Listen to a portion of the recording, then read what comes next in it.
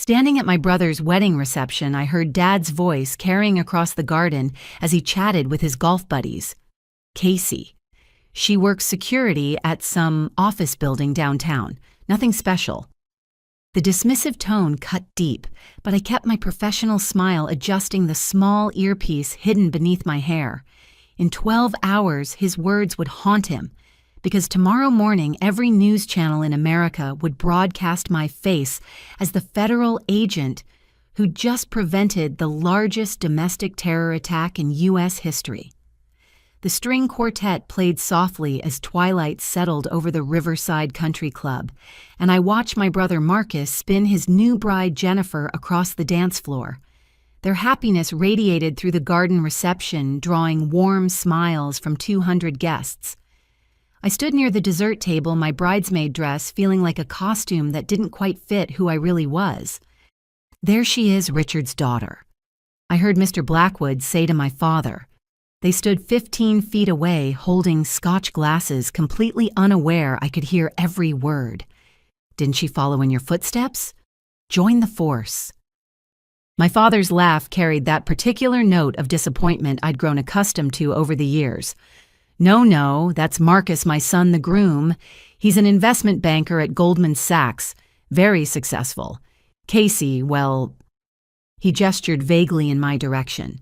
She does security work, checks badges at some office building downtown, Stratton Industries, I think. Ah, Mr. Blackwood responded with that polite tone people use when they're trying not to sound judgmental. Well, someone has to do those jobs right. I suppose, Dad agreed, taking a long sip of his scotch. I tried to get her into the police academy properly, but she barely made it through and then quit after graduation. Said she wanted to explore other options. Now look where she ended up. I turned away, pretending to study the wedding cake, while my fingers instinctively checked the concealed earpiece beneath my carefully styled hair. Richard Morrison retired. Chief of police had no idea his disappointment of a daughter had spent the last 2 years embedded in one of the most dangerous undercover operations in recent federal history. The earpiece crackled to life with Agent Martinez's voice barely audible. Phoenix, this is Control. Priority update when you're clear. I glanced around the reception. Marcus was posing for photos with Jennifer's family, his 1,000-watt smile perfectly positioned for the photographer. Our mother, Grace, chatted with her sister near the bar, occasionally shooting worried glances in my direction. She'd always sensed something wasn't right with my security job story, but never pressed. Making my way inside the country club, I found a quiet corner in the ladies' lounge and activated my secure phone. The screen immediately filled with urgent alerts from my team at the Department of Homeland Security. Martinez, I whispered. What's the situation? The timeline's changed, Phoenix. His voice was tense, more strained than I'd heard in our 2 years working together. Intelligence intercepted communications an hour ago. The cell is accelerating their plans. We're looking at 12 hours, not 30 days. My blood ran cold. For 2 years, I'd been Casey Morrison, underachieving security guard at Stratton Industries. In reality, I was Agent Phoenix, part of an elite task force, investigating domestic terror threats against critical infrastructure. Stratton Industries managed power grid systems for 3 major metropolitan areas. If the terror cell succeeded, they could plunge 30 million Americans into darkness while simultaneously launching cyber attacks that would cripple financial systems across the country. Are you certain, Onder? I asked, already knowing the answer. Confirmed by 3 sources. They're mobilizing tonight. The attack happens at dawn. Through the window, I could see the reception continuing in full swing. My cousin Emma was catching the bouquet while everyone cheered. My father stood with his police buddies, probably sharing stories about his glory days on the force and lamenting how his daughter couldn't hack it. I'll need to leave the reception early, I said. Negative, Phoenix. Maintain cover for now. We're repositioning assets. Check your secure drops in 2 hours. And Casey. Martinez paused. This is it. Everything we've worked for comes down to the next 12 hours. I ended the call and stared at my reflection in the mirror. The bridesmaid dress, the careful makeup, The styled hair, all of it, was just another cover. Beneath it was someone my family couldn't imagine, someone who'd graduated at the top of her federal training class, spoke 4 languages, and had prevented 2 terrorist incidents in the past year alone. But they'd never know any of that. Returning to the reception, I found myself cornered by Aunt Patricia, my mother's sister, who'd made a career out of other people's business. "Casey, darling." She cooed, her voice already thick with champagne. "Such a beautiful wedding. Maybe you'll be next. Though I suppose you'd need to meet someone first. It must be hard with your work schedule. Night shifts at a security desk don't leave much time for dating, do they?" "I manage," I replied evenly. "Well, you could try online dating. I know the job market is tough, but maybe if you went back to school, got a proper degree, Marcus could probably help you get an internship at his firm. You can't work security forever." I smiled, thinking of the 2 master's degrees I'd earned while undercover, the commendations locked in a safe at headquarters, the federal prosecutors who regularly sought my expertise on domestic terror cases. "I'll think about it, Aunt Patricia." She patted my arm condescendingly. "That's a good girl. You know your father worries about you. He mentioned you're still renting that tiny apartment downtown. At your age, you should be thinking about buying property, building a future." My phone vibrated, another update from my team. Surveillance had identified 3 more members of the cell. The attack was definitely moving forward. "Excuse me," I said. "I need to check something." I walked toward the parking lot, ostensibly to get something from my car, but really to review the intelligence updates. The terror cell we'd been tracking for 2 years was more sophisticated than we'd initially believed. They'd recruited insiders at multiple infrastructure points, planning coordinated strikes that would cascade into nationwide chaos. And at the center of it all was my supposed supervisor at Stratton Industries, a man named David Chen, who everyone believed was my boss in the security department. The twisted irony wasn't lost on me. While my father told everyone I was a failed cop working as a rent-a-cop, I was actually Chen's handler, feeding information to federal authorities about his connections to the terror network. Every pathetic night shift I worked was another piece of the puzzle, another step closer to preventing catastrophe. My secure phone buzzed with an encrypted message: "Package arriving at wedding. Maintain natural appearance." I looked up to see a familiar figure entering the reception. David Chen himself, dressed in an expensive suit, shaking hands with Marcus. My spine stiffened. This wasn't a coincidence. "Casey." Marcus waved me over. "Come meet one of our newest clients." I walked over, my expression carefully neutral, as my brother introduced me to the man I'd been investigating for 2 years. "David Chen." He extended his hand. "I heard you work at Stratton. Small world." "Very small." I agreed, shaking his hand while noting the micro-expressions that flashed across his face. He was nervous. Why was he here? "David's company just signed a major deal with us." Marcus explained, clearly pleased with himself. "He's been instrumental in modernizing infrastructure management, really innovative stuff." "How wonderful." I managed, while my mind raced through possibilities. Chen attending my brother's wedding couldn't be random. Either he suspected my true identity, or there was another connection I'd missed. "Your brother speaks highly of you," Chen said, studying my face. "He mentioned you work security. That must give you interesting perspectives on our facility." There it was, a probe, a test. "Oh, I just check badges and walk the halls," I replied with a self-deprecating laugh. "Nothing as exciting as what you and Marcus do. I'll leave you gentlemen to talk business." As I walked away, I caught Chen's reflection in a champagne glass. He was watching me intently, his phone already in his hand. My earpiece crackled again. "Phoenix, are you seeing this?" Martinez's voice was urgent.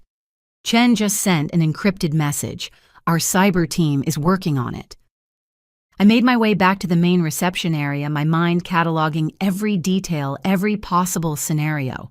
The next 12 hours would determine whether 30 million Americans woke up to a normal Sunday or to nationwide chaos. And I was standing at my brother's wedding, pretending to be exactly what everyone thought I was: a failure. The band announced the father-daughter dance, and I watched Dad lead Jennifer onto the floor for the traditional dance with the bride. In a normal family, he would have danced with me next. Instead, he'd made it clear years ago that such gestures were reserved for children who hadn't disappointed him. Casey, Uncle Robert Dad's brother, appeared at my elbow.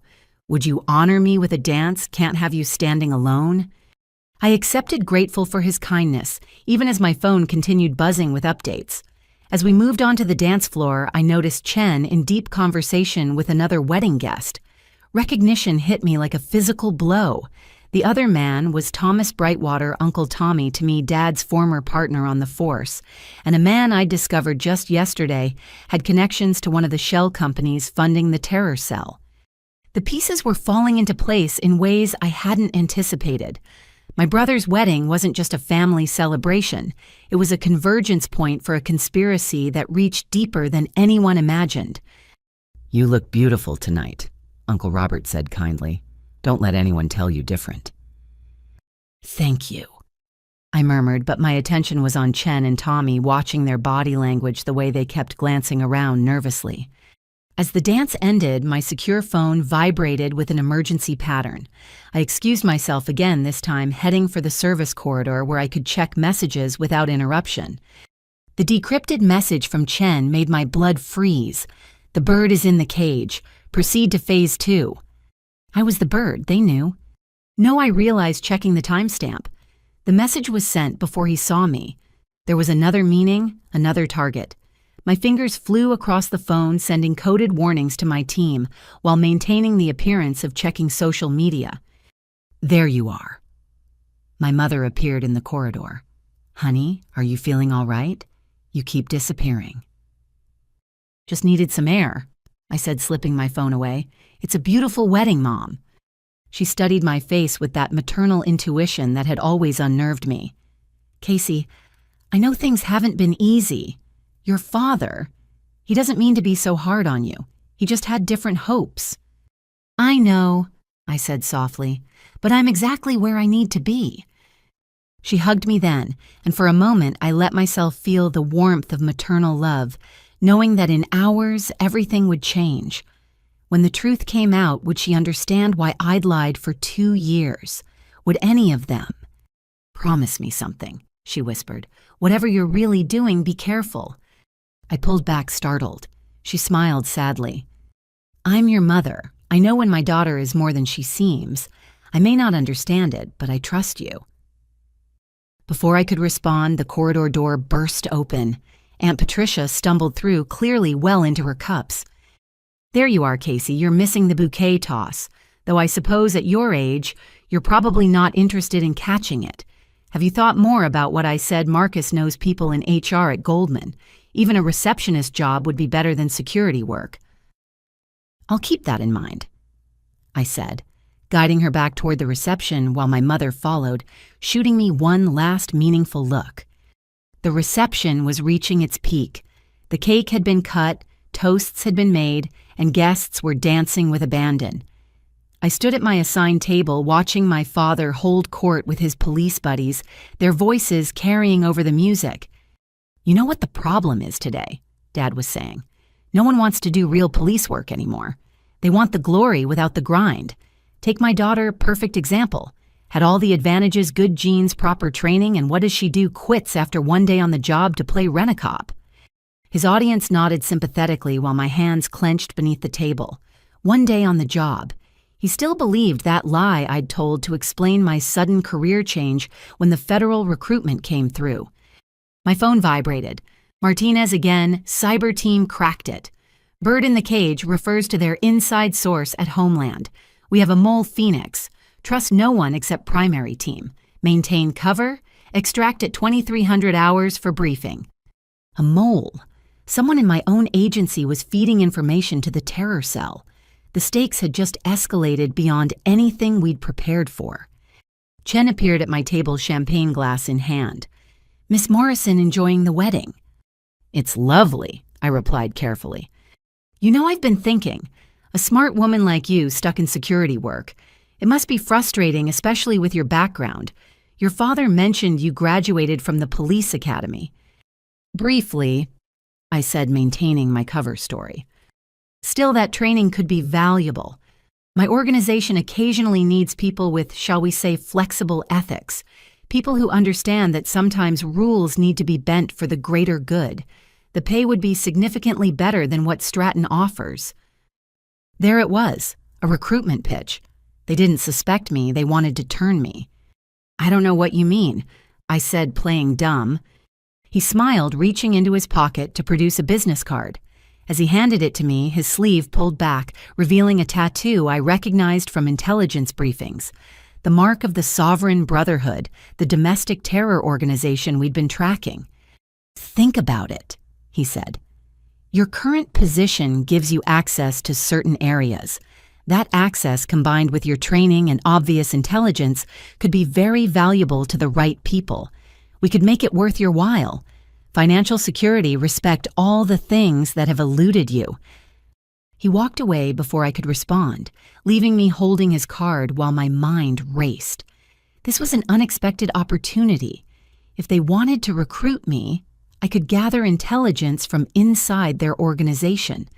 But it would mean going even deeper, undercover, becoming someone who betrayed everything I'd sworn to protect. The band announced the last dance, and couples moved onto the floor. I stood alone watching my family celebrate while the weight of the next 12 hours pressed down on me. In the shadows of the country club garden, I could see tactical positions escape routes' potential threats. While everyone else saw a wedding, I saw a battlefield waiting to emerge. Casey. Marcus appeared beside me. Thanks for being here today. I know things with Dad are complicated, but it means a lot that you came. Of course, I said. You're my brother. He shifted uncomfortably. Listen, I'm sorry about Dad. The way he talks about you. It's not right. You're doing your best, and that security job, it's honest work. Not everyone can be like you, I finished gently.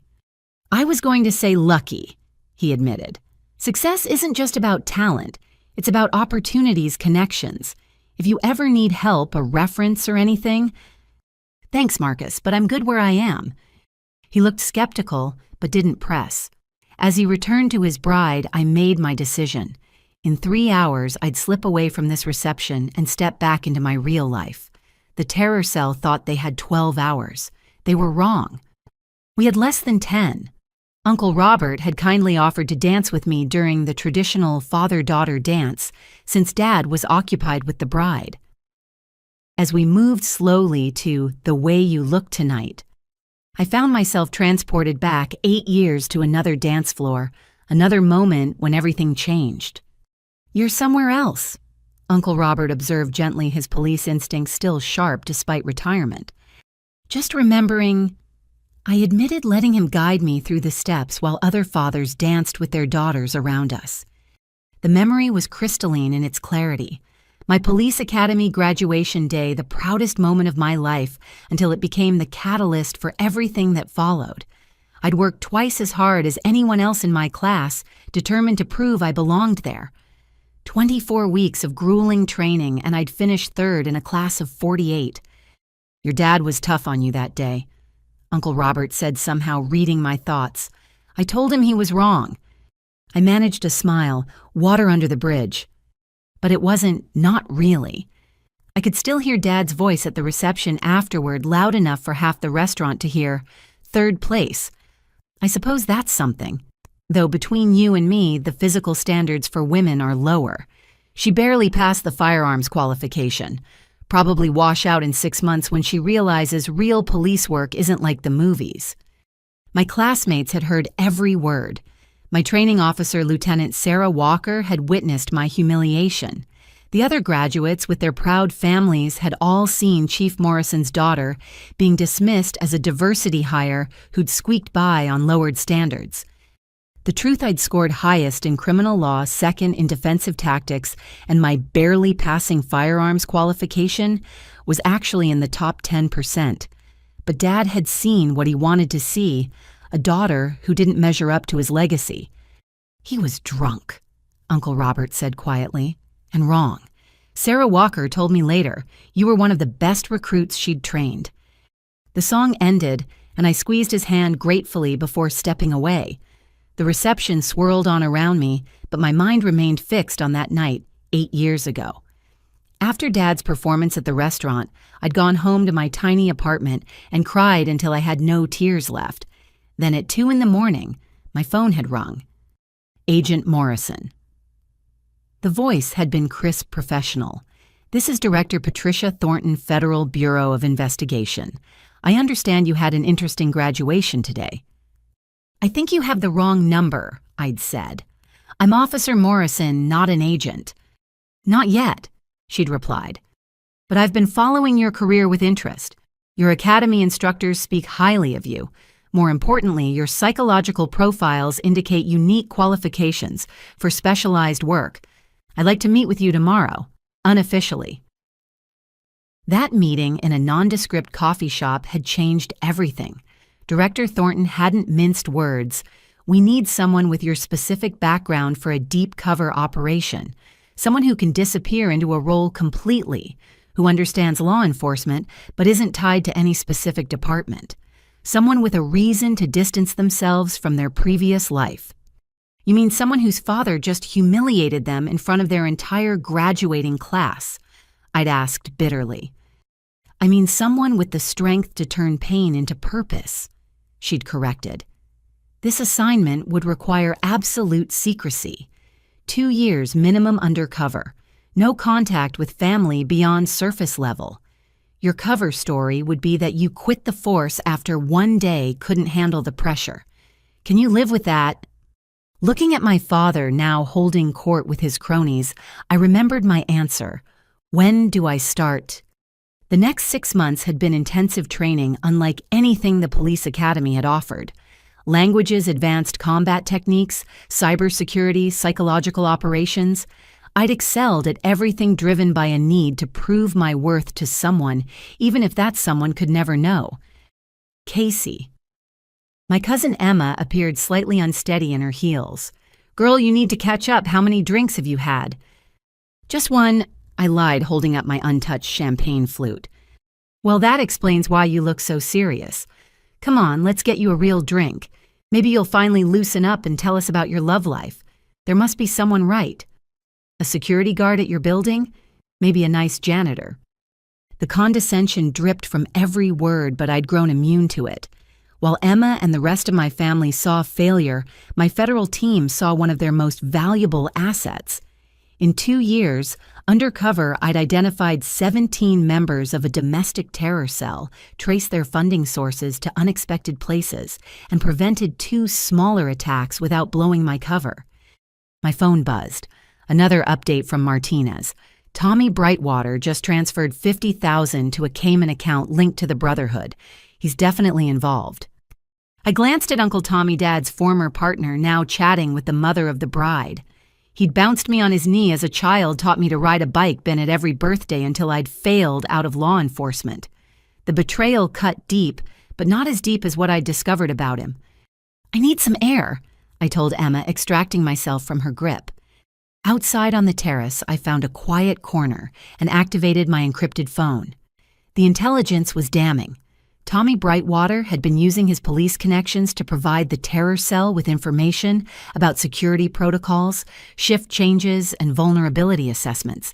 He thought he was just making extra money helping security consultants. He had no idea he was enabling mass murder. "Phoenix." Agent Martinez's voice came through my earpiece. "We've identified the mole. It's worse than we thought." "How much worse?" "Assistant Director Kevin Marshall. He's been feeding them our operational plans for 6 months. They know we're closing in, which is why they've accelerated their timeline." Marshall? I'd briefed him personally 3 times. He knew my real identity, my cover, everything. If he'd turned that information over... "Am I compromised?" I asked, already knowing the answer. "Negative. He's been selective about what he shares, keeps his own assets protected to maintain credibility. But Phoenix, this means we can't use normal channels. I'm assembling a black team. Can you get free by 2300? "Copy that." I turned to find my mother standing in the doorway, concern etched on her face. "Honey, you've been out here a while. People are starting to notice. Just needed a minute, I said, slipping my phone away. She stepped closer, lowering her voice. Casey, I meant what I said earlier. Whatever you're really doing, I trust you. But seeing you tonight, the way you keep checking your phone, the way you're watching everyone, you're not just a security guard, are you? The weight of 2 years of lies pressed down on me. One word of truth to my mother could unravel everything, could cost lives. But the need to tell someone, anyone, that I wasn't the failure they all believed me to be was almost overwhelming. Mom, No, she interrupted. Don't tell me. I don't need to know. Just promise me you'll be safe. I hugged her tightly, memorizing the feeling, knowing that after tonight everything would change. I promise. We returned to the reception together where the party was reaching its crescendo. Dad had moved on from disparaging me to telling stories about his glory days on the force. 30 years of service, he was saying. Commendations, medals, respect. That's what real commitment looks like. Not everyone has what it takes, of course. Some people just aren't cut out for the pressure. His eyes found mine across the room, and the message was clear. Some people like his daughter. Richard Morrison.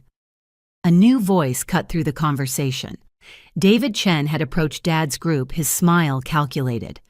I've heard impressive things about your career. Your reputation precedes you. Dad preened under the attention. Well, I did my part, kept the city safe for 3 decades. Indeed, and now your son carries on the family tradition of excellence, albeit in finance rather than law enforcement. Chen's eyes flicked to me. It must be gratifying to see one of your children achieve such success. The emphasis on one was subtle but unmistakable.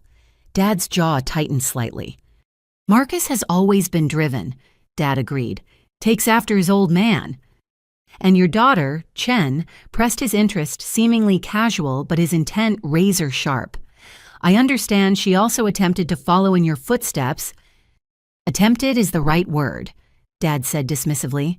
Some people just don't have the stomach for real work. She lasted exactly 1 day on the force before quitting. Now she checks badges for a living. Chen made sympathetic noises while my hands clenched in my lap. 1 day. The lie I'd told to explain my sudden career change had become the defining narrative of my failure in my father's eyes. He'd never know about the 437 days I'd actually served, first as a federal agent in training, then as an undercover operative. He'd never know about the commendations locked in a safe in Washington, the letters of appreciation from the Attorney General, the lives saved. Still, Chen mused, security work requires its own kind of dedication. Attention to detail, discretion, these are valuable qualities. He was recruiting me in front of my father. The audacity of it was breathtaking. I suppose, Dad conceded grudgingly, though it's hardly a career, more like a placeholder for people who can't do better. The words hit their mark as they always did, but this time, instead of shame, I felt a strange sense of liberation. In less than 3 hours, I'd leave this reception and step back into my real life. The mission that had defined me for 2 years was reaching its climax. Win or lose, the truth would come out. Chen excused himself from Dad's group and made his way toward me. I pretended to be absorbed in watching the dancers, but every sense was alert to his approach. Your father is a hard man, he observed, settling into the chair beside me. He has high standards, I replied neutrally. Sometimes those who demand the most from others are compensating for their own insecurities, Chen said. I've built my organization by recognizing talent that others overlook, particularly in those who've been underestimated. Mr. Chen, I appreciate the pep talk, but... David, please. And this isn't a pep talk. It's an opportunity. He leaned closer, his voice dropping. Tomorrow morning, certain events will unfold that will reshape the power structure of this country. Those who position themselves correctly tonight will find themselves in very different circumstances by noon. My blood chilled at the casual mention of tomorrow's planned attack, but I forced myself to remain calm. I don't understand. I think you do. You're smarter than anyone here gives you credit for.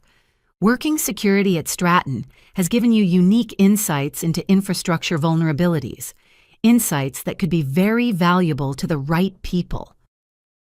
Are you suggesting I betray my employer? I asked, injecting just the right amount of shock into my voice. I'm suggesting you stop letting others define your worth, he countered. Your father sees failure. I see potential. The question is, what do you see? Before I could answer, the lights dimmed for the cake cutting. Chen stood pressing his business card into my hand once more. Think about it, Casey. By tomorrow afternoon, the world will be different. You can be a victim of that change or a beneficiary. The choice is yours. He melted back into the crowd, leaving me holding his card while my secure phone buzzed urgently.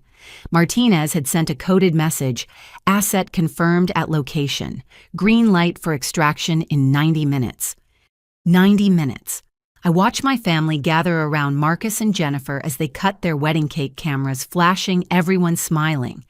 In 90 minutes, I'd slip away from this reception, and by dawn, I'd either be a hero or a casualty. Either way, the Casey Morrison they thought they knew would cease to exist. Not hungry. Aunt Patricia appeared with 2 plates of cake. Oh, honey, I didn't mean to upset you earlier with the dating talk. I just worry about you all alone in that apartment. Your mother says you never bring anyone to family gatherings. I'm fine, Aunt Patricia, really. Are you, though? She studied me with unexpected perception. You know, I remember when you were little. So determined, so fierce. You used to say you were going to be the best police officer in the world. What happened to that little girl? I looked at my aunt, at her genuine concern beneath the layers of condescension, and for a moment I wanted to tell her the truth. That little girl had become something more than anyone imagined. She just learned to hide it better. She grew up, I said simply. Well, growing up doesn't mean giving up, Aunt Patricia said, patting my hand. It's never too late to change direction. Look at me, I didn't find my calling until I was 40. Her calling was real estate, hardly comparable to preventing domestic terrorism, but I appreciated the sentiment. As she wandered off to dispense advice to other relatives, I made my preparations. In 1 hour, I'd complain of a headache. In 75 minutes, I'd say my goodbyes. In 90 minutes, I'd drive away from this reception and toward a confrontation 2 years in the making. The band struck up another slow song, and I watched couples take the floor. Dad danced with Mom now, both of them looking happy in the soft lighting. For all his flaws, he loved her deeply. Would that love extend to understanding when the truth came out? Would any of them comprehend why I'd chosen duty over their approval? Penny, for your thoughts. Uncle Robert had returned this time with 2 glasses of scotch. You look like you could use this more than champagne. I accepted the glass gratefully, though I wouldn't drink it. Just thinking about choices. Ah. He settled beside me, his movement still carrying the careful awareness of a longtime cop. You know, your dad and I didn't speak for 5 years once. Really, this was news to me. Really? I made a choice he didn't agree with. Left the force to join the FBI. He saw it as betrayal, abandoning the brotherhood for the feds. Uncle Robert smiled ruefully. Took him years to understand I hadn't left law enforcement. I just found a different way to serve. My heart rate spiked, but I kept my voice steady. What made him come around? Results. When I helped take down the Torino crime family, suddenly, I wasn't a traitor anymore. I was his brother, who'd made good. He sipped his scotch thoughtfully. Sometimes, Casey, the people who love us can only see the choices we make through their own lens. It doesn't mean they don't love us. It just means they can't imagine any path but their own. And if they never come around, I asked quietly, then you live with the knowledge that you did what you believed was right. Not everyone gets to be understood. Some of us have to settle for being useful. He stood leaving his half-finished scotch on the table. Whatever you're wrestling with tonight, trust yourself. You've got good instincts even if your father can't see it. As he walked away, I wondered if he knew more than he let on. Uncle Robert had always been the most perceptive member of the family. Had he guessed at the truth beneath my cover story? My phone buzzed with a final update from Martinez. Chen just activated a sleeper. They're moving weapons into position. Extraction in 60 minutes is critical. I stood smoothing my bridesmaid dress and began making my rounds. This elaborate deception was almost over. Tomorrow the world would know about the terror plot and the agent who'd stopped it. But tonight I was still just Casey Morrison. Family disappointment walking through my brother's wedding with a smile that hid the weight of 30 million lives. The next hour would be the longest of my life. I slipped into the country club's marble bathroom, locking myself in the furthest stall before activating my secure video link. The small screen flickered to life, revealing the tense faces of my core team gathered in the operations center. Behind them, I could see the massive digital displays tracking terror cell movements across 5 cities. "Phoenix, thank God," Martinez said without preamble. "We've got a situation. The cell isn't just moving weapons. They're positioning cyber assets at all 5 target locations." Agent Liu from Cyber Division leaned into frame. "They're not just planning to cut power. They've got ransomware designed to lock down financial systems during the chaos. We're looking at potential economic collapse if they succeed." Timeline. I asked, keeping my voice low as someone entered the bathroom. 6 hours until they start uploading the malware. Physical attacks commence at dawn, approximately 7 hours from now. Director Thornton had joined the call, her expression grim. "Phoenix, your position at Stratton is critical. Can you maintain cover?" Through the stall door, I heard Aunt Patricia's voice. "Did you see Casey disappear again? That girl spends more time hiding than socializing." "Cover intact for now," I whispered. But Chen approached me. "He's trying to recruit me for the operation." "Jesus," Martinez swore. "They're getting desperate if they're recruiting at weddings." "Or confident," Liu countered. "They might think they're so close to success that it doesn't matter who knows." Director Thornton made a decision. "Phoenix, if Chen approaches you again, play along. We need intel on their final positions. How's your extraction window?" 45 minutes. But Director, there's something else. Tommy Brightwater is here, Dad's former partner. The financial transfers, we're aware. He's being monitored. Phoenix, listen carefully. The mole marshal has gone dark. We think he's preparing to run. Without him, we're blind to what the cell knows about our operations. You're our only reliable asset inside their sphere right now. The bathroom door opened again. My mother's voice called out, "Casey, honey, are you in here?" "I have to go," I whispered, maintaining cover. The screen went dark just as I flushed the toilet for appearance's sake. Stepping out of the stall, I found my mother waiting by the sinks, her expression worried. "There you are, sweetie, you keep disappearing. Are you feeling all right?" "Just wedding emotions," I lied, washing my hands while avoiding her penetrating gaze. She didn't look convinced. "Your father's about to give his toast. Whatever you think of him, please come listen. For Marcus." I followed her back to the reception where Dad was already standing with the microphone. The crowd quieted, gathering around as he raised his champagne glass. "Friends, family, thank you for joining us to celebrate Marcus and Jennifer." His voice carried the authority of 3 decades in law enforcement. As many of you know, I spent my career protecting and serving this community, but my greatest pride has always been my family. I found a spot near the back, partially hidden behind a decorative palm. "Marcus," Dad continued, "you've exceeded every expectation. From valedictorian to Goldman Sachs, you've shown what determination and excellence look like. Jennifer, you're getting a man who understands commitment, who achieves everything he sets his mind to." The crowd murmured appreciatively. Marcus beamed while Jennifer clutched his hand. "In law enforcement, we have a saying, you're only as strong as your weakest link." Dad's eyes swept the crowd and found me.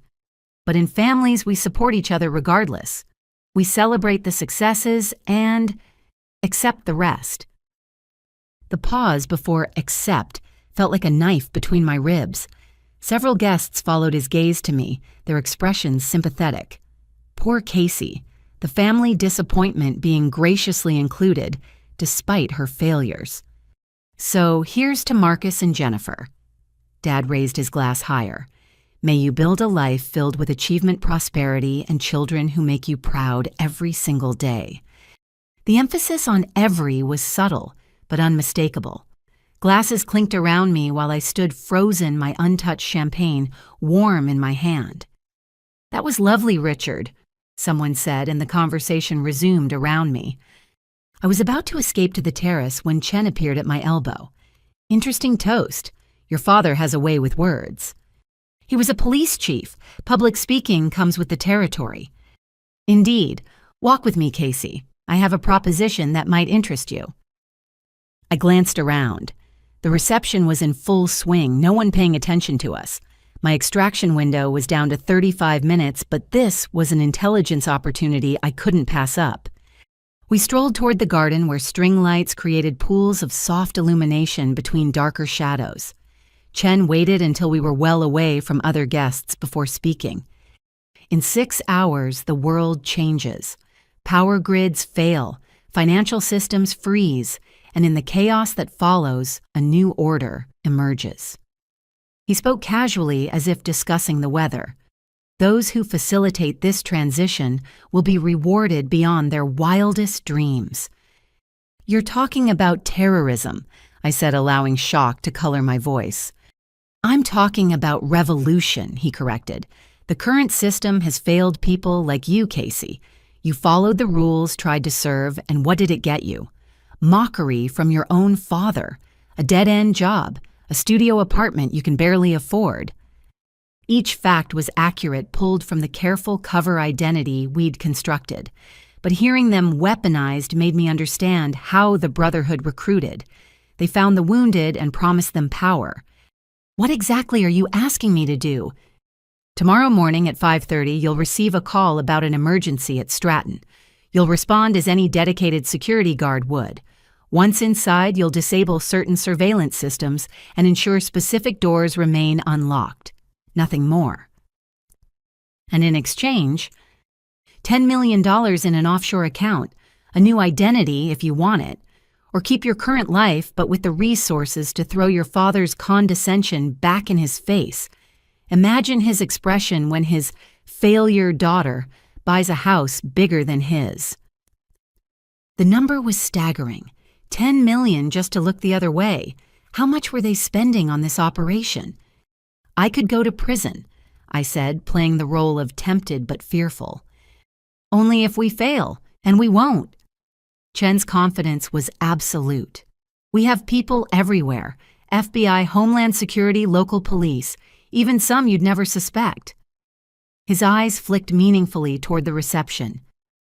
Was he implying Tommy Brightwater or someone else? "I need to think," I said. "Of course, but not too long." He handed me a burner phone. "When you decide, call the only number programmed in there.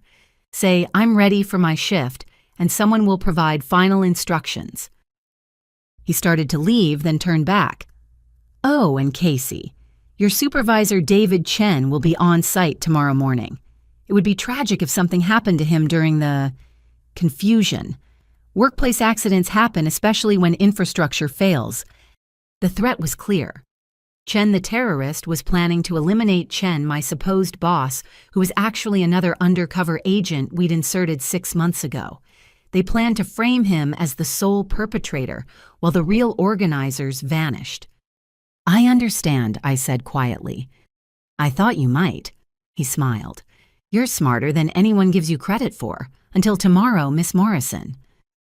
He walked back toward the reception, leaving me alone in the garden with a burner phone and the weight of the investigation pressing down on me. I activated my secure device one more time, sending a coded message to Martinez. "Fish on hook. They want me to facilitate entry. Extraction in 25 minutes. His response was immediate. "Copy. Team standing by. New intel marshal spotted at train station. He's running. Authority to pursue." I thought quickly. Marshall knew my identity, knew our operational plans. If he reached the Brotherhood leadership— Negative. Maintain surveillance only. Can't risk spooking primary targets. Understood. Phoenix, be advised we've intercepted chatter. They know we have someone inside but haven't identified you. Watch your 6. I pocketed both phones and made my way back to the reception. 20 minutes until extraction. I needed to say goodbyes without raising suspicion. The party had reached the stage where older guests were departing, while younger ones settled in for serious drinking. I found Marcus and Jennifer near the gift table accepting congratulations from a stream of well-wishers. "Hey," I said when I could get close. "I wanted to say goodbye, early morning tomorrow." "You're leaving already." Marcus looked disappointed. "Casey, come on. How often do I get married?" "Just once, hopefully," I said with a smile. "It was a beautiful wedding. I'm really happy for you both." Jennifer hugged me impulsively. "Thank you for being a bridesmaid. I know we haven't had much chance to get close, but I hope that changes." "I'd like that," I said, meaning it while knowing that after tomorrow nothing would be the same. "Casey," Marcus lowered his voice, "listen about Dad's toast. He didn't mean—" "Yes, he did," I interrupted gently. "And it's okay. He sees what he sees. I can't change that." "But it's not right. You're not a failure. You're my sister, and you're doing your best, and that matters." The earnestness in his voice nearly broke my composure. Marcus, for all his success and occasional obliviousness, did love me. Would that love survive learning about my deception? "Thanks," I managed. "Take care of each other, okay?" I left them returning to their guests and went in search of my parents. I found them near the bar, Dad holding court with yet another group of his former colleagues. "I'm heading out," I announced during a lull in conversation. "Already?" Mom stood to hug me. "Drive safely, sweetheart." Dad barely glanced my way. "Night shift?" "Something like that," I agreed. "Well, someone has to guard empty buildings," he said to his audience, who chuckled obligingly, "though I'll never understand choosing that over real police work." "Not everyone can be you, Dad," I said quietly. For a moment, something flickered in his eyes. Regret recognition that his words had landed, but it was gone before I could be sure. "No," he agreed, "they can't." I left without another word, collecting my small clutch from the coat check and walking toward the parking lot. 15 minutes to extraction. As I reached my car, I noticed Uncle Tommy by his vehicle speaking urgently into his phone. "The timeline's moved up," he was saying. "I can't—" "Yes, I understand. The money better be in my account by morning." He ended the call and noticed me watching. For a moment, we stared at each other across the parking lot. Did he know that I knew his hand moved slightly toward his jacket, where 30 years of police work told me he kept a weapon? "Casey," he called out, his voice carefully neutral. "Leaving early." "Work," I said simply. "Always dedicated," he said, but there was something off in his tone, a nervousness that hadn't been there before. "You know your dad's wrong about you. You've got good instincts, better than he gives you credit for." "Thanks, Uncle Tommy." "Whatever happens," he said suddenly urgently, "remember that some of us didn't have choices. Some of us got trapped by circumstances we never saw coming." Before I could respond, he got in his car and drove away, leaving me standing alone in the parking lot with the weight of his words. Was it a confession, a warning, a threat? I got in my own vehicle, a modest Honda that fit my cover identity, and drove away from the country club. In my rearview mirror, I could see the reception, continuing lights, twinkling music carrying on the night air. My family was in there celebrating, oblivious to the danger approaching. At exactly 11 p.m., I pulled into a rest stop off Highway 47. A black SUV was waiting, engine running. I parked beside it and transferred quickly, leaving my Honda for a cleanup crew to retrieve. "Welcome back, Phoenix," Martinez said from the driver's seat. "Ready to save the world." I thought about Chen's offer $10 million to betray everything I'd sworn to protect. I thought about my father's dismissive words, my family's condescension, 2 years of being seen as a failure. "Let's do this," I said. As we drove toward the operations center, I pulled out the burner phone Chen had given me. $10 million. A new life. Respect. I powered it off and handed it to Martinez. "They tried to flip me, offered me $10 million to facilitate entry." He whistled low. "That's serious money, tempted." I thought about my father's toast, about being the weak link, about accepting the rest. Tomorrow he'd learn exactly what his disappointment daughter had accepted the responsibility of protecting 30 million Americans, including him. Not even for a second, I said. And I meant it. The country club's cocktail hour was reaching its peak when I noticed a familiar figure crossing the garden toward the main reception area. My blood chilled as I recognized the purposeful stride, the expensive suit, the carefully neutral expression that I'd observed every day for 2 years. David Chen, or rather the man everyone at Stratton Industries believed was David Chen, had arrived at my brother's wedding. I forced myself to remain calm, sipping my lukewarm champagne, while my mind raced through possibilities. This wasn't coincidence. In 2 years of undercover work, I'd learned that coincidences in this business usually meant someone was about to die. Casey. Marcus waved enthusiastically from across the garden. Come here, I want you to meet someone. Every instinct screamed danger as I made my way through the crowd. Chen stood beside my brother, a champagne flute in hand, his expression professionally pleasant.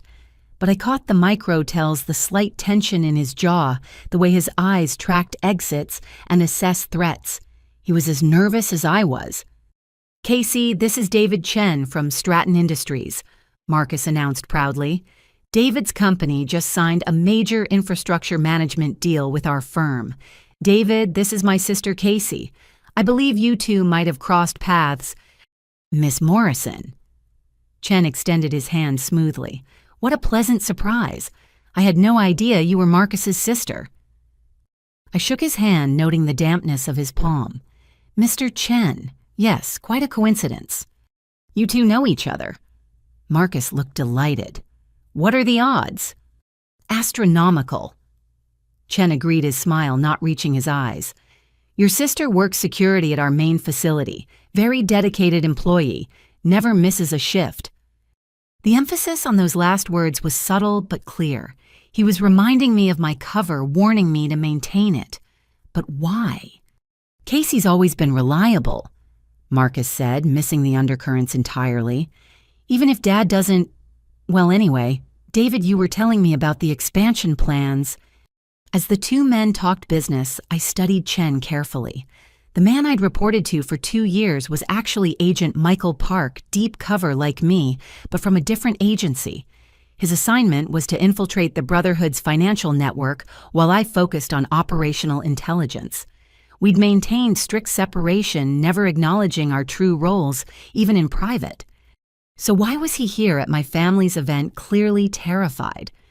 If you'll excuse us, Chen suddenly said to Marcus, I actually need to discuss a scheduling matter with Casey. Weekend shifts and all that. Do you mind? Of course not, Marcus laughed. Even at weddings, work never stops, right? Casey, try not to let him guilt you into extra hours. It's supposed to be your day off. Chen guided me toward a quieter corner of the garden, his hand barely touching my elbow, but the pressure urgent. Once we were out of earshot, his professional mask cracked. We need to talk, he said quietly. Not here. Too many eyes. The gazebo in 5 minutes. He walked away before I could respond, stopping to glad hand other wedding guests as if nothing was wrong. But I'd seen the fear in his eyes. Agent Michael Park, who'd spent 3 years infiltrating one of the most dangerous domestic terror organizations in the country, was terrified. I mingled for the required 5 minutes, deflecting Aunt Patricia's latest attempt to set me up with her dentist's son, before making my way to the decorative gazebo at the garden's edge. Chen was already there, hidden in shadows. They know, he said without preamble. Not about you, not yet, but about me, my cover's blown. How I kept my voice steady despite the spike of adrenaline. Marshall, the mole at Homeland, he didn't just have operational intelligence, he had personnel files. He sold them everything Phoenix. Real names, addresses, family connections. His laugh was bitter. Ironic, isn't it? I came to your brother's wedding as a legitimate client, and it's probably what got me killed. You're not dead yet, I said firmly. When did you find out?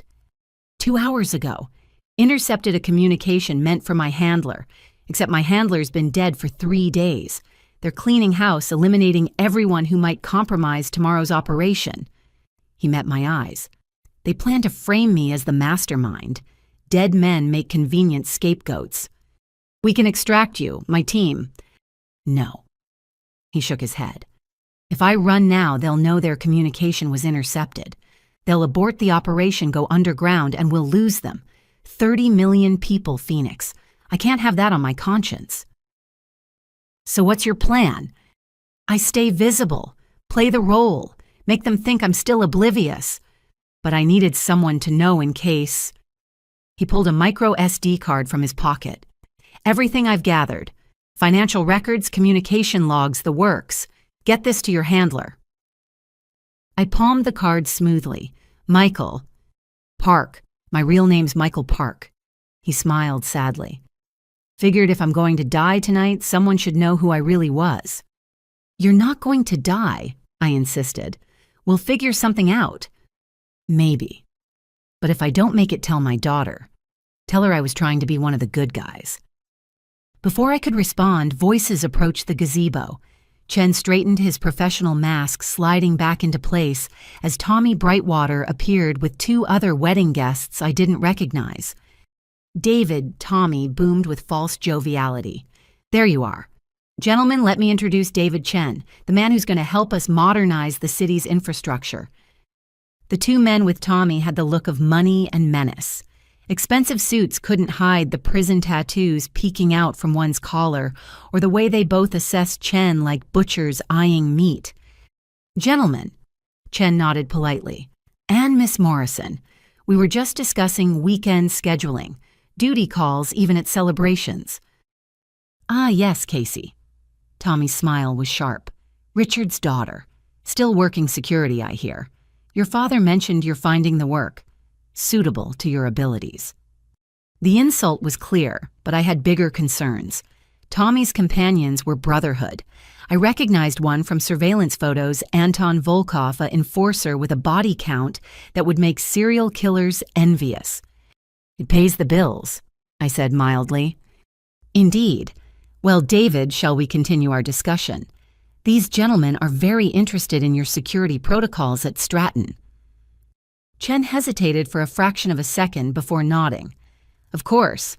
Miss Morrison will continue our conversation Monday. If he lived until Monday. I watched them walk away, Chen surrounded by predators maintaining his cover even as they circled for the kill. The SD card in my pocket felt like it weighed 1,000 pounds.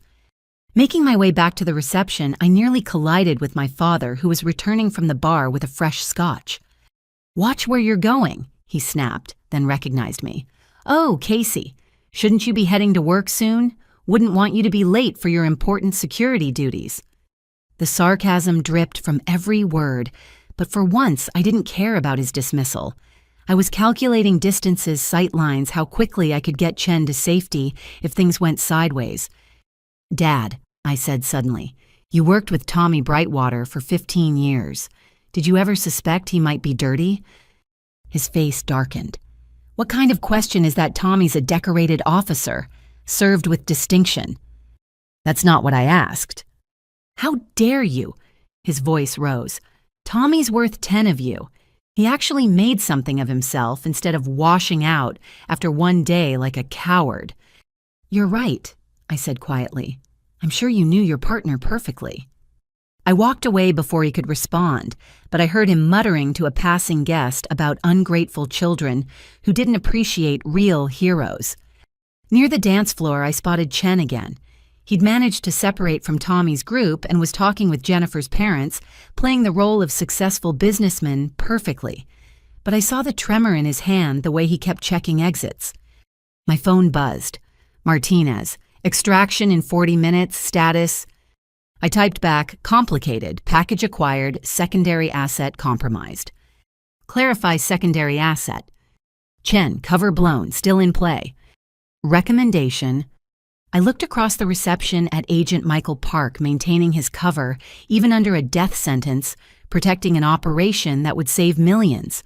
Then I looked at my family, oblivious to the danger lost in their celebrations and petty judgments. Let it play, I typed, will monitor. Roger, 40 minutes, Phoenix, don't be late. Chen caught my eye across the crowd and raised his champagne glass slightly. A toast to duty, to sacrifice, to choices made in shadows. I raised mine in return. That's when I noticed the man in the catering uniform who'd been circling Chen's position for the last 5 minutes. His movements were too purposeful, his attention too focused. I recognized the bulge of a weapon under his jacket. They weren't waiting until tomorrow. They were going to kill him here at my brother's wedding in front of 200 witnesses. I started moving, weaving through dancing couples, trying to intercept. But Chen saw him too. Our eyes met for an instant and he shook his head slightly. Don't blow your cover. The caterer was 10 feet from Chen, 5 feet, his hand moving toward his jacket. That's when Uncle Robert, of all people, stumbled drunkenly into the man's path.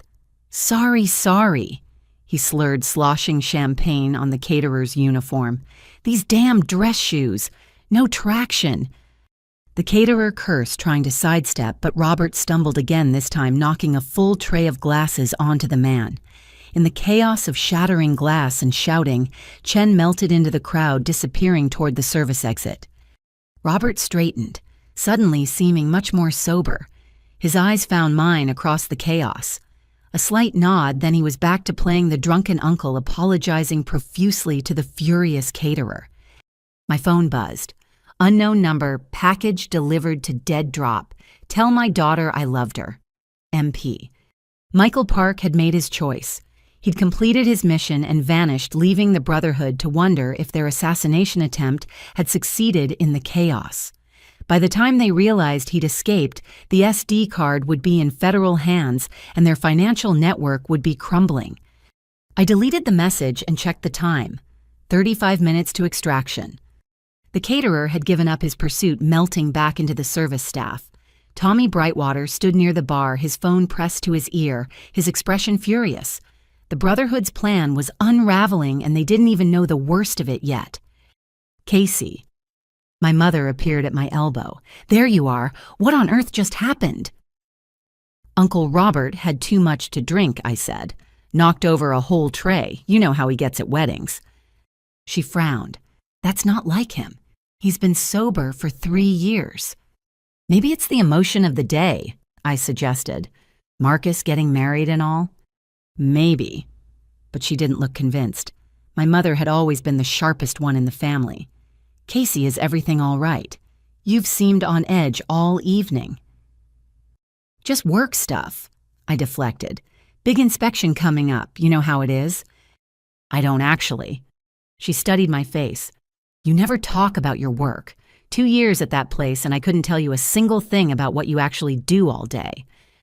I check badges, walk the halls, make sure doors are locked.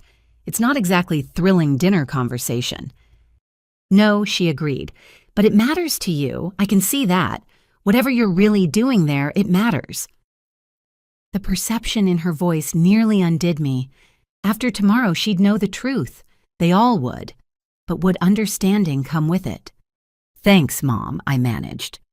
Oh, sweetheart. She hugged me suddenly, fiercely. You know I love you right, no matter what your father says or thinks. You're my daughter, and I'm proud of you. Mom. No, let me say this. I don't know what's going on, but I know my daughter. The real one. Not the story everyone tells themselves. And that daughter, she's extraordinary. I held on to her tightly, memorizing the feeling, knowing everything was about to change. I love you too, Mom. She pulled back, wiping at her eyes. Now you better go say goodbye to your brother before you leave for work. And Casey, whatever happens, remember you have people who love you, really love you, not the version they think you should be. As she walked away, I realized she knew. Maybe not the specifics, but she knew her daughter was more than she seemed. Mothers always know. I found Marcus and Jennifer cutting their cake, surrounded by photographers and well-wishers. The scene was perfect, like something from a magazine. Tomorrow, those same photographers would be capturing a very different story. 25 minutes to extraction. Time to go. But first, I had one more role to play. Chen's assistant had given me something before he vanished, something that would ensure the Brotherhood's plan failed, even if everything else went wrong. I just had to survive the next 12 hours to deliver it. The wedding reception had reached that golden hour when the older guests nursed their drinks and shared stories, while the younger crowd dominated the dance floor. I stood near the French doors leading to the terrace, counting down the minutes until my extraction, while keeping watch for any more Brotherhood operatives who might have infiltrated the catering staff. That's when I heard my father's voice carrying across the crowd, clear and cutting as always, when he'd had just enough scotch to lose his filter, but not enough to slur his words. The thing about Casey, he was telling Marcus's new in-laws, the prestigious Hartwell family from Connecticut, is that she's always been jealous of her brother's success. Even as kids, she couldn't stand that he excelled where she struggled. I froze my hand tightening around my champagne flute. Mrs. Hartwell, an elegant woman dripping in pearls, made sympathetic noises. "It must be difficult," she said, "having children with such different capabilities." "You have no idea." Dad continued, warming to his theme.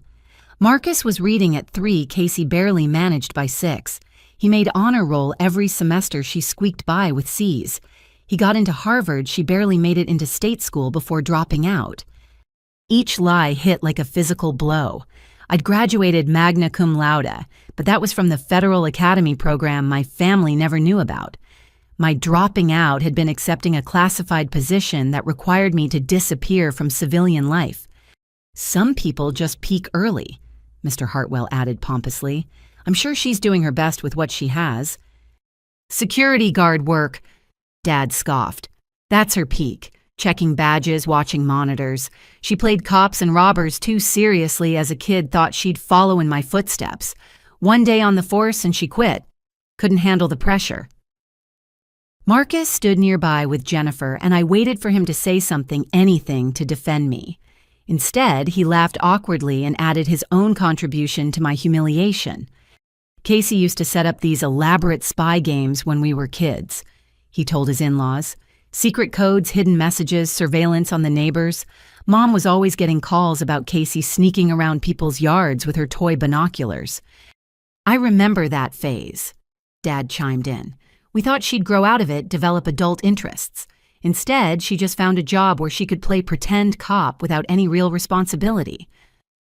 The Hartwells laughed politely while I stood frozen, listening to my family reduce my entire existence to a punchline. Everything I'd sacrificed, endured, achieved, none of it existed in their narrative. I was just the family failure, the cautionary tale that made Marcus shine brighter by comparison. My phone vibrated with an urgent alert. Pulling it out, I saw Martinez had sent a priority message. "Financial intel from Chen's package confirms Marcus's firm connection. They've been washing Brotherhood money for 18 months. He doesn't know. Hartwell knows." Repeat. Hartwell is Brotherhood financial architect. I looked up sharply at Mr. Hartwell, seeing him with new eyes. The genial father of the bride was actually one of the key figures funding domestic terrorism. His daughter had just married my brother, tying our families together while he used Marcus's firm to launder blood money. "Excuse me." Jennifer's cousin Emma appeared at the group, slightly tipsy. "Mr. Morrison, someone's looking for you. Something about your car." Dad excused himself, but the damage was done. The Hartwells now saw me exactly as my father did. The embarrassment, the failure, the child who didn't matter. Mr. Hartwell's eyes found mine across the group, and for just a moment his mask slipped. He knew that I knew. "Casey?" he called out smoothly. "We were just talking about you. Marcus tells us you work at Stratton Industries. That must be interesting, being part of such a critical infrastructure facility." I approached carefully, aware I was walking into a trap. "It has its moments." "I imagine security work there requires quite a bit of trust," he continued. "Access to sensitive areas, knowledge of vulnerabilities. The wrong person in such a position could cause tremendous damage." "Good thing I'm just a badge checker," I said mildly.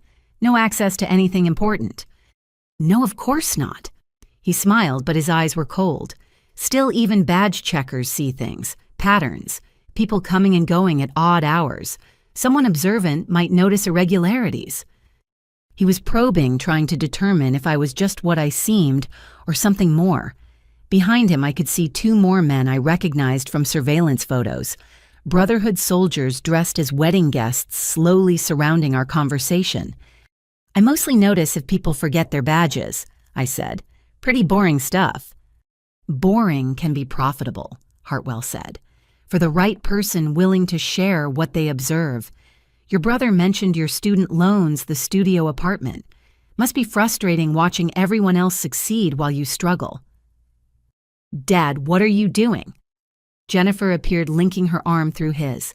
"Stop trying to recruit Casey. This is my wedding, not a business meeting." "Just making conversation, sweetheart," he said smoothly. "Your new sister-in-law is more interesting than she appears." Jennifer laughed. "Casey. No offense, but she's exactly what she appears. Marcus told me all about her. Sweet girl, not too bright, but she means well." The casual cruelty from someone I'd tried to welcome into the family stung more than I expected.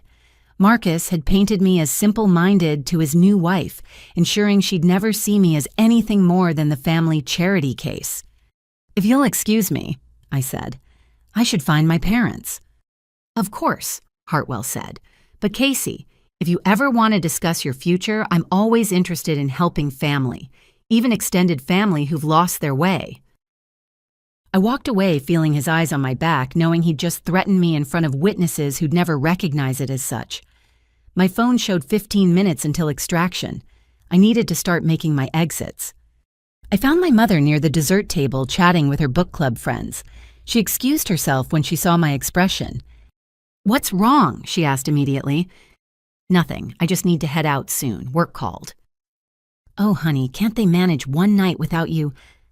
If only she knew they'd been managing without Casey Morrison for 2 years.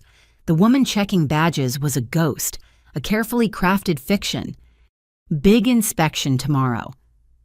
I lied. "I need to prep some things." She hugged me tightly. "Drive safe. Text me when you get home." "I will," I promised, knowing I wouldn't. By the time she woke up tomorrow, her daughter would be all over the news. I looked for Marcus to say goodbye, but found him in the middle of another story about our childhood this time, regaling his groomsmen with the tale of how I'd tried to fingerprint the mailman because I was convinced he was a Russian spy. "She actually made a case file," he laughed, "with photos and everything. Poor Mr. Henderson thought we had the world's weirdest kid." His friends roared with laughter while I stood in the shadows, remembering the truth he'd twisted. Mr. Henderson had been arrested 2 years later for mail theft and identity fraud. My 8-year-old instincts had been dead on, but in Marcus's version, I was just a weird kid playing games. I turned to leave without saying goodbye, but nearly collided with Tommy Brightwater. My father's former partner stood too close, whiskey heavy on his breath. "Leaving so soon?" he asked, his hand catching my elbow. "Work," I said, trying to step around him. "Always dedicated, Casey." His grip tightened. "You know, I've been thinking. You see everything at Stratton, don't you? All those late nights walking those empty halls." "I should go." I tried to pull away, but he held firm. "Your daddy never appreciated what you could have been," he said, his voice dropping. "Smart girl like you wasted on badge checking. Other people would value those skills, pay proper money for them." "Let go of me, Uncle Tommy." "Think about it." He pressed something into my hand, a business card. "Call that number if you want to triple your salary. All you have to do is share a few harmless observations. Nothing illegal, just information." He released me and melted back into the crowd before I could respond. The card in my hand had only a phone number, no name or business. But I recognized the format.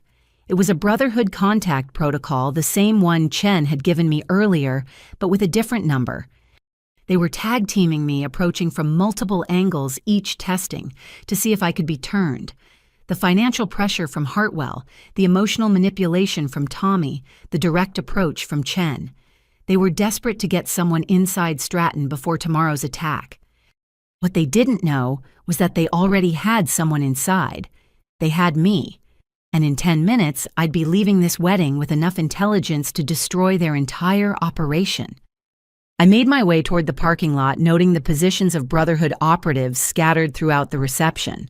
My count was up to 7, not including Hartwell and Tommy. Whatever happened tomorrow, they wanted witnesses here who could testify they'd seen nothing suspicious, just a normal wedding celebration. That's when I spotted something that made my blood run cold.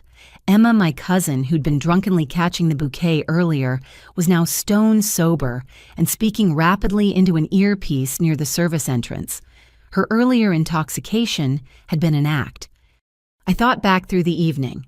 Emma had been everywhere, floating between groups, asking questions, playing the harmless party girl. She'd had access to every conversation, every private moment. If she was Brotherhood... My phone buzzed. Martinez, abort extraction. Emma Morrison flagged as hostile asset. They know Phoenix is at wedding. Do not return to vehicle. Alternative extraction in progress. I stopped walking, my mind racing. Emma was my cousin. We'd grown up together, shared holidays, family vacations. How long had she been turned? What had she told them? A hand fell on my shoulder. Uncle Robert stood behind me, no trace of his earlier drunkenness. "Walk with me," he said quietly. "Now." I had no choice but to comply. He guided me away from the parking lot toward the service area of the country club. "I know what you are," he said conversationally. "Have known for about a year. The way you move, the way you watch people. You're not security, Casey. You're a hunter." "Uncle Robert." "Shut up and listen. Emma's been feeding them information for 6 months. Money troubles, bad divorce, they found her weakness and exploited it. She thinks she's just selling gossip about family members. Doesn't know she's helping terrorists."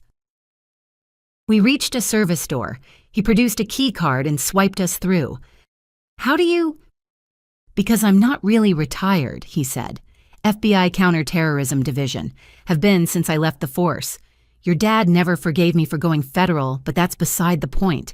Your extraction's been compromised. Emma told them about your car, your patterns. They're waiting." He led me through a service corridor to a loading dock where a catering van waited, engine running. "Martinez is 3 blocks north," Robert continued. "This van will get you there. And Casey, after tomorrow, when the truth comes out, your father's going to have to face what he's been blind to. Be patient with him. It's hard for a man to realize he's been wrong about everything. Does he know about you?" Robert smiled sadly. "No more than he knows about you. We're both ghosts in this family playing roles that keep them safe. Get going. You've got work to do." I climbed into the van, looking back at the uncle I'd never really known. "Thank you." "Don't thank me yet. Emma's not the only family member who's been compromised. Watch your 6 Phoenix. The Brotherhood has roots in places you haven't imagined." The van pulled away, leaving me with more questions than answers. As we drove through the night toward extraction, I thought about my family back at the reception.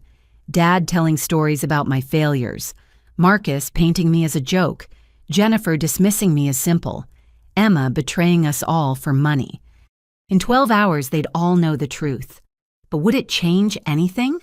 Or would I still be the disappointment, just one who'd lied to them for 2 years? My phone buzzed one last time. A message from an unknown number, but I recognized the code. Michael Park had made it to safety. "Tell my daughter I was one of the good guys," the message read. "And tell yours the same." I deleted the message and closed my eyes, letting the van carry me toward whatever came next. The wedding was over. The real celebration would come at dawn if we survived it. Family emergency. I told the coat check girl, grabbing my wrap with hands that barely trembled. "Food poisoning, several guests, very unfortunate." She nodded sympathetically while I typed a quick message to Marcus. "Not feeling well. Think it was the shrimp. Give Jennifer my love. Sorry to leave early." My phone immediately lit up with responses I didn't have time to read. 10 minutes until extraction, and thanks to Uncle Robert's warning, I knew my original exit route was compromised. Emma had probably already reported my departure patterns to her handlers. I slipped out through the service entrance Robert had shown me, avoiding the main parking lot where Brotherhood operatives would be waiting. My modest Honda sat there like bait in a trap, probably already rigged with a tracker or worse. Instead, I made my way to the overflow lot where staff vehicles were parked. A catering van had keys tucked above the visor standard practice for events where multiple drivers might need access. I'd noticed it during my security assessment when I'd arrived, a habit that never switched off even at family gatherings. The engine turned over smoothly, and I pulled out slowly, just another service vehicle, leaving after a long event. In my rearview mirror, I caught a glimpse of two men converging on my Honda, their body language aggressive when they found it empty. Phoenix departing via alternative route. I spoke into my secure phone once I'd cleared the country club grounds. Primary vehicle compromised, en route to rally point. Copy Phoenix. Martinez's voice crackled through. Team is standing by. Be advised, local law enforcement reported suspicious activity near your apartment. Do not return home. Home. A studio apartment carefully decorated to seem lived in, but containing nothing of real value. Everything that mattered was in a safe house the Brotherhood didn't know about. Still, the violation stung. They'd been watching me closer than we'd realized. I drove carefully, taking a circuitous route to ensure I wasn't followed. The bridesmaid dress was impractical for what came next, but I'd planned for that. 3 blocks from the rally point, I pulled into an all-night gym where I maintained a membership specifically for moments like this. The locker I'd rented 2 years ago contained everything I needed: tactical pants, a black moisture-wicking shirt, boots, and a jacket with concealed armor panels. I changed quickly, stuffing the bridesmaid dress into a trash bag. The woman who emerged from the locker room looked nothing like the one who'd entered. My reflection in the mirror showed someone my family had never met. Hair pulled back in a severe bun face, clean of makeup, eyes hard with purpose. This was Phoenix, not Casey Morrison. This was who I'd been for 2 years while playing the role of family disappointment. The rally point was an abandoned warehouse in the industrial district, the kind of place that looked deserted but hummed with hidden activity. I parked the stolen van 2 blocks away and approached on foot, following protocols drilled into me during training. Phoenix, approaching from the south, I announced through my earpiece. Visual confirmed, came the response. Clear to enter. The moment I stepped through the camouflaged entrance, the transformation was complete. No more wedding reception, no more family dynamics. This was my real world where competence was recognized and the stakes were measured in lives. The command center had been established in record time. Banks of monitors showed real-time surveillance of 5 target cities. Analysts hunched over keyboards tracking Brotherhood communications. Field teams checked weapons and reviewed tactical plans. Phoenix Martinez appeared already in full tactical gear. Thank God, Chen's intel is gold. We've identified their entire financial network. He handed me a tablet showing fund transfers, shell companies, and a web of connections that made my stomach drop. There was Marcus's firm unwittingly processing millions in terrorist funds. And at the center, like a spider in a web, sat Jonathan Hartwell. My brother's father-in-law, I said quietly. Your family hit the lottery of bad connections. Martinez agreed. But that's tomorrow's problem. Tonight we stop an attack. Briefing room, 5 minutes. I made my way through the controlled chaos, exchanging nods with team members I'd worked with for 2 years. Here I wasn't the failed daughter or the security guard. I was Agent Phoenix, tactical team leader, with a reputation for precision under pressure. The briefing room was packed with 50 agents representing multiple agencies. Director Thornton stood at the front, her expression grave as satellite images filled the screen behind her. Ladies and gentlemen, we are 7 hours from the largest coordinated domestic terror attack in our nation's history. Her voice carried absolute authority. 5 cities, 30 million Americans at risk. If we fail tonight, the economic and human cost will be catastrophic. She clicked through images of power stations, financial centers, water treatment facilities, each one marked with red indicators showing Brotherhood positions. The enemy has spent 2 years positioning assets. They have inside help at every target location. They expect to upload ransomware at 0500 hours, followed by physical destruction of infrastructure at 0600. They plan to blame foreign actors spurring military retaliation while they profit from the chaos. My tablet chimed with new intelligence. The data from Chen's SD card had been fully analyzed. I raised my hand. Director, new intel suggests a modification to their timeline. They know we're moving. Chen's extraction spooked them. They might accelerate. How reliable? Source was inside their financial division for 3 years. Died getting us this intelligence. I didn't mention it was at my brother's wedding. I'd stake my life on it. Thornton nodded. Then we accelerate too. Original timeline had us moving at 0400. We go at 0300 instead. 1 hour to final prep.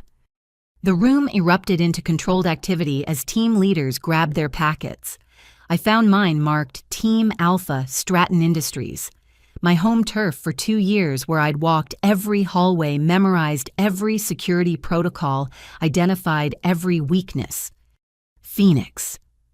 Agent Sarah Liu from Cyber approached. You know Stratton better than anyone. Their plan involves overriding safety protocols on the power grid management systems.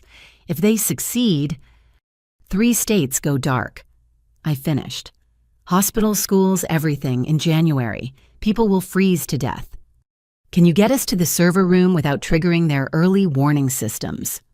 I thought about the building I'd patrolled for 2 years, the hidden routes I'd mapped, the security flaws I'd documented.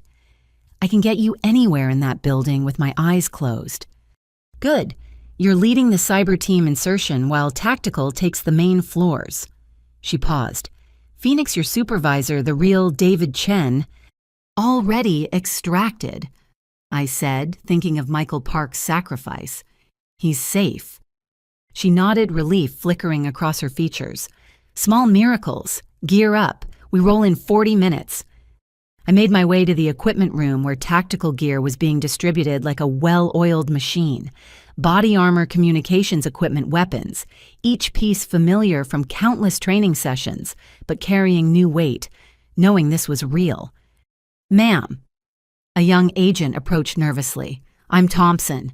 This is my first major op. Any advice? I looked at him, barely older than Marcus, eager to prove himself. Trust your training. Watch your 6. And remember, the people we're stopping tonight think they're patriots. They believe their cause is just. That makes them more dangerous than common criminals. Yes, ma'am, thank you. As he hurried off, I thought about Tommy Brightwater, who'd bounced me on his knee as a child, about Emma, who'd shared my dorm room freshman year, about the caterer who'd tried to assassinate a federal agent at a wedding. The Brotherhood didn't recruit monsters. They recruited ordinary people and convinced them monstrous acts were patriotic. My secure phone buzzed with a message from an unknown number. I almost deleted it, then recognized the code Robert had taught me 20 years ago when he was still Uncle Bobby the cop, showing his niece basic safety signals. Package secured. Your mother knows something's wrong. Maintaining cover, but prepared. Watch for secondary devices at Stratton. R. I deleted the message, grateful for an uncle I'd never truly known, but who'd been watching over me all along. How many other secrets did my family hide? How many other ghosts walked among us at Sunday dinners and holiday gatherings? Phoenix, Martinez called out. Attorney General wants a word. I found the secure communication station where Attorney General Patricia Hughes waited on encrypted video. I'd briefed her twice before, but never on an operation of this magnitude. Agent Morrison.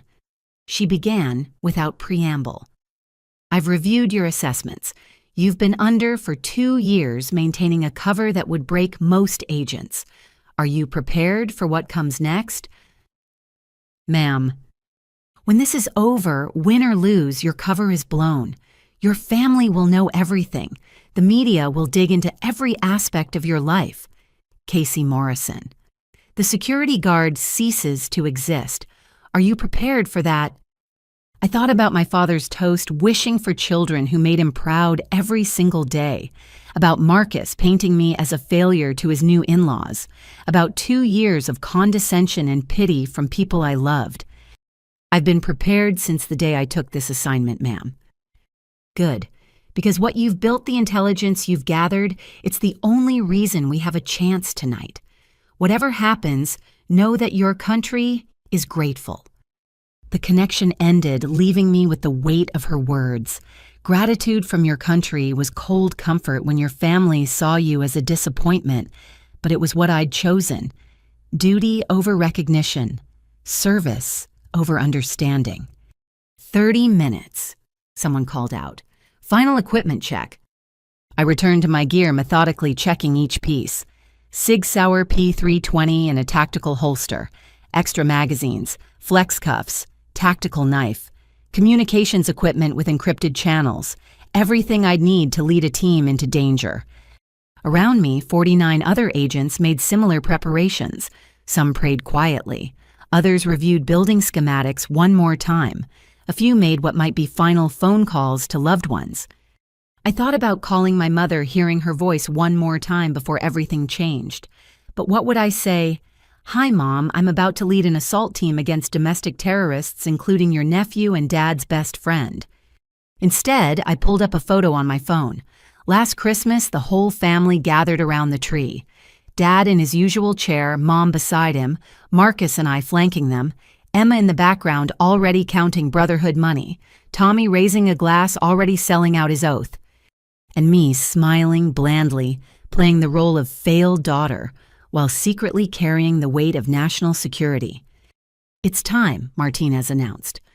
I deleted the photo and stood feeling the armor settle around me like a second skin.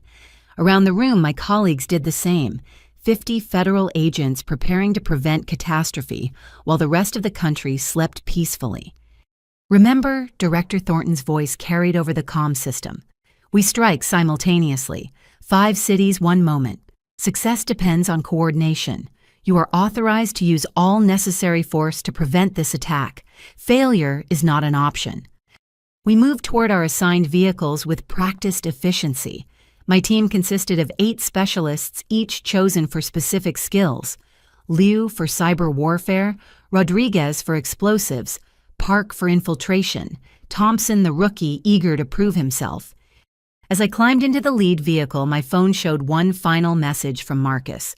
Hope you feel better. Dad's drunk and telling embarrassing stories about us. You're not missing much. If only he knew what I was really not missing. In 3 hours, I'd either be dead or a hero. Either way, Casey Morrison's story was ending tonight. All teams, this is control. Thornton's voice filled our earpieces. You are green light. Repeat, you are green light. Godspeed. The convoy rolled out into the night, heading toward 5 different targets in 5 different cities. Behind us, the warehouse returned to its disguise of abandonment. Ahead waited the Brotherhood's army, believing they were about to reshape America. They had no idea Phoenix was coming home to roost. The convoy moved through the empty streets like shadows, our vehicles running dark, with only minimal lights. Inside our tactical van, my team reviewed the Stratton Industries blueprints one final time. 2 years of walking those halls had given me insights no blueprint could provide, details that might mean the difference between success and catastrophe. Maintenance shaft on the northeast corner, I pointed out. Security cameras have a 12-second blind spot during their rotation pattern. That's our entry point for the cyber team. Liu nodded, her fingers flying across her tactical tablet. Once we're in the server room, I need 15 minutes to identify and neutralize their ransomware, 20 if they've installed redundancies. You'll have it, I promised. Through my earpiece, I could hear similar conversations from the other 4 teams converging on their targets. In Philadelphia, Team Bravo was approaching a water treatment facility. In Chicago, Team Charlie targeted a financial processing center. Denver and Seattle had their own nightmares to prevent. Phoenix, this is control. Director Thornton's voice cut through. Be advised, NSA intercepted Brotherhood chatter. They know something's happening, but not what. Expect enhanced security. Copy that, Control. I switched to my team channel. All right, people, they're nervous, but not alerted. That works in our favor. Nervous people make mistakes. Rodriguez, my explosives expert, raised a concern. If they've wired the building... They have, I confirmed. My investigation identified 3 likely points, but they won't detonate unless they're certain they've been compromised. The Brotherhood wants to frame this as foreign terrorism. Remember, a building that explodes while their people are inside doesn't fit that narrative. Unless they're planning to die as martyrs, Thompson suggested quietly. The van fell silent. It was a possibility we'd all considered but not voiced. True believers didn't always follow logical patterns. Then we don't give them time to make that choice, I said firmly. We hit fast, hard, and decisive. By the time they realize what's happening, it'll be over. My phone buzzed with an encrypted message from Martinez, leading Team Delta to the Seattle target. Surveillance shows normal patterns at all locations. Either they're very good or very oblivious. I thought about David Chen, the financial architect who'd attended my brother's wedding just hours ago, confident in his plans. About Tommy Brightwater, who'd tried to recruit me between champagne toasts. They weren't oblivious. They were arrogant, convinced their inside information and careful planning made them untouchable. 2 minutes to staging area, our driver announced. I keyed my radio to address the other team converging on Stratton. All units, this is Phoenix. Remember, we have employees inside who think they're working for America. They've been lied to, manipulated. If possible, we take them alive. They're victims too. Roger that, Phoenix, came the response from Captain Walsh, leading the main tactical team. Rules of engagement understood. Non-lethal unless directly threatened. The van pulled into an abandoned parking structure 3 blocks from Stratton Industries. From here, we'd approach on foot using the urban landscape I'd memorized during countless late-night patrols. Gear check, I ordered, and my team ran through final preparations. Night vision equipment, tactical communications, cyber warfare tools. Everything needed to prevent 30 million Americans from waking up to darkness and chaos. Phoenix Liu pulled me aside. There's something else. The financial data from Chen's package. Your brother's firm processed a major transfer yesterday. $50 million. The timestamp shows it happened during his wedding. During the reception. While Marcus was dancing with his new wife, his company was unknowingly funding mass murder. The irony was bitter. Document everything I told her. Marcus and his firm are victims here, but they'll need proof of that when the investigations start. She nodded, understanding the personal stake. We'll make sure the evidence is clear. Your brother was used, not complicit. I appreciated the gesture, even as I wondered how Marcus would handle learning his success had been built on blood money. Would he blame himself? Would he blame me for not warning him? 2 years of lies had consequences that would ripple far beyond tonight. Movement. Rodriguez's voice crackled through our earpieces. He'd taken an overwatch position with a scope. 3 vehicles just arrived at Stratton. They're not scheduled maintenance. I checked my watch, 0247 hours, 13 minutes ahead of our planned breach. Brotherhood, Walsh asked. Confirmed. I've got positive ID on 2 known operatives. They're unloading equipment from the vans. Looks like, Christ, those are explosive charges, enough to level the building. My blood ran cold. We'd assumed they'd want the building intact to sell their foreign terrorism narrative. But if they'd decided on a different ending... They're accelerating because Chen disappeared, I realized aloud. They think he flipped, so they're destroying evidence. If they blow Stratton... The power grid fails anyway, Liu finished. Manual destruction instead of cyber attack, but same result. Maybe worse. Control, this is Phoenix. Situation has changed. Brotherhood is rigging Stratton for demolition. Request permission to advance timeline. Phoenix Control. You are authorized. All teams, timeline advanced. Execute, execute, execute. The calm professionalism in Thornton's voice belied the chaos this caused. Across 5 cities, federal agents were scrambling to adjust their plans. But this was why we trained for contingencies, why we prepared for the unexpected. My team takes the server room, I announced. Walsh, your team prevents those explosives from being armed. Move. We burst from the van like shadows given purpose. The 3-block approach that should have taken 10 careful minutes was covered in 3. My knowledge of the area proved invaluable, leading my team through service alleys and maintenance corridors I'd mapped during my cover assignment. Overwatch, this is Phoenix. Status on those explosives. They've placed 2 devices working on a third, northeast corner and primary support columns. Professional job. These aren't amateurs. No, they weren't. The Brotherhood had recruited former military discharged cops, disillusioned veterans, people with skills and grievances convinced that destroying America was the only way to save it. We reached the maintenance access I'd identified. As predicted, the security camera was mid-rotation, giving us our window. I quickly entered the code I'd memorized, blessing the laziness of Stratton's security chief, who hadn't changed it in 18 months. "We're in," I whispered. "Lou Thompson Park with me to the servers. Rodriguez help Walsh's team with those explosives. Everyone else secure our exit route." The maintenance shaft was cramped and dark, but I'd crawled through it dozens of times during my reconnaissance.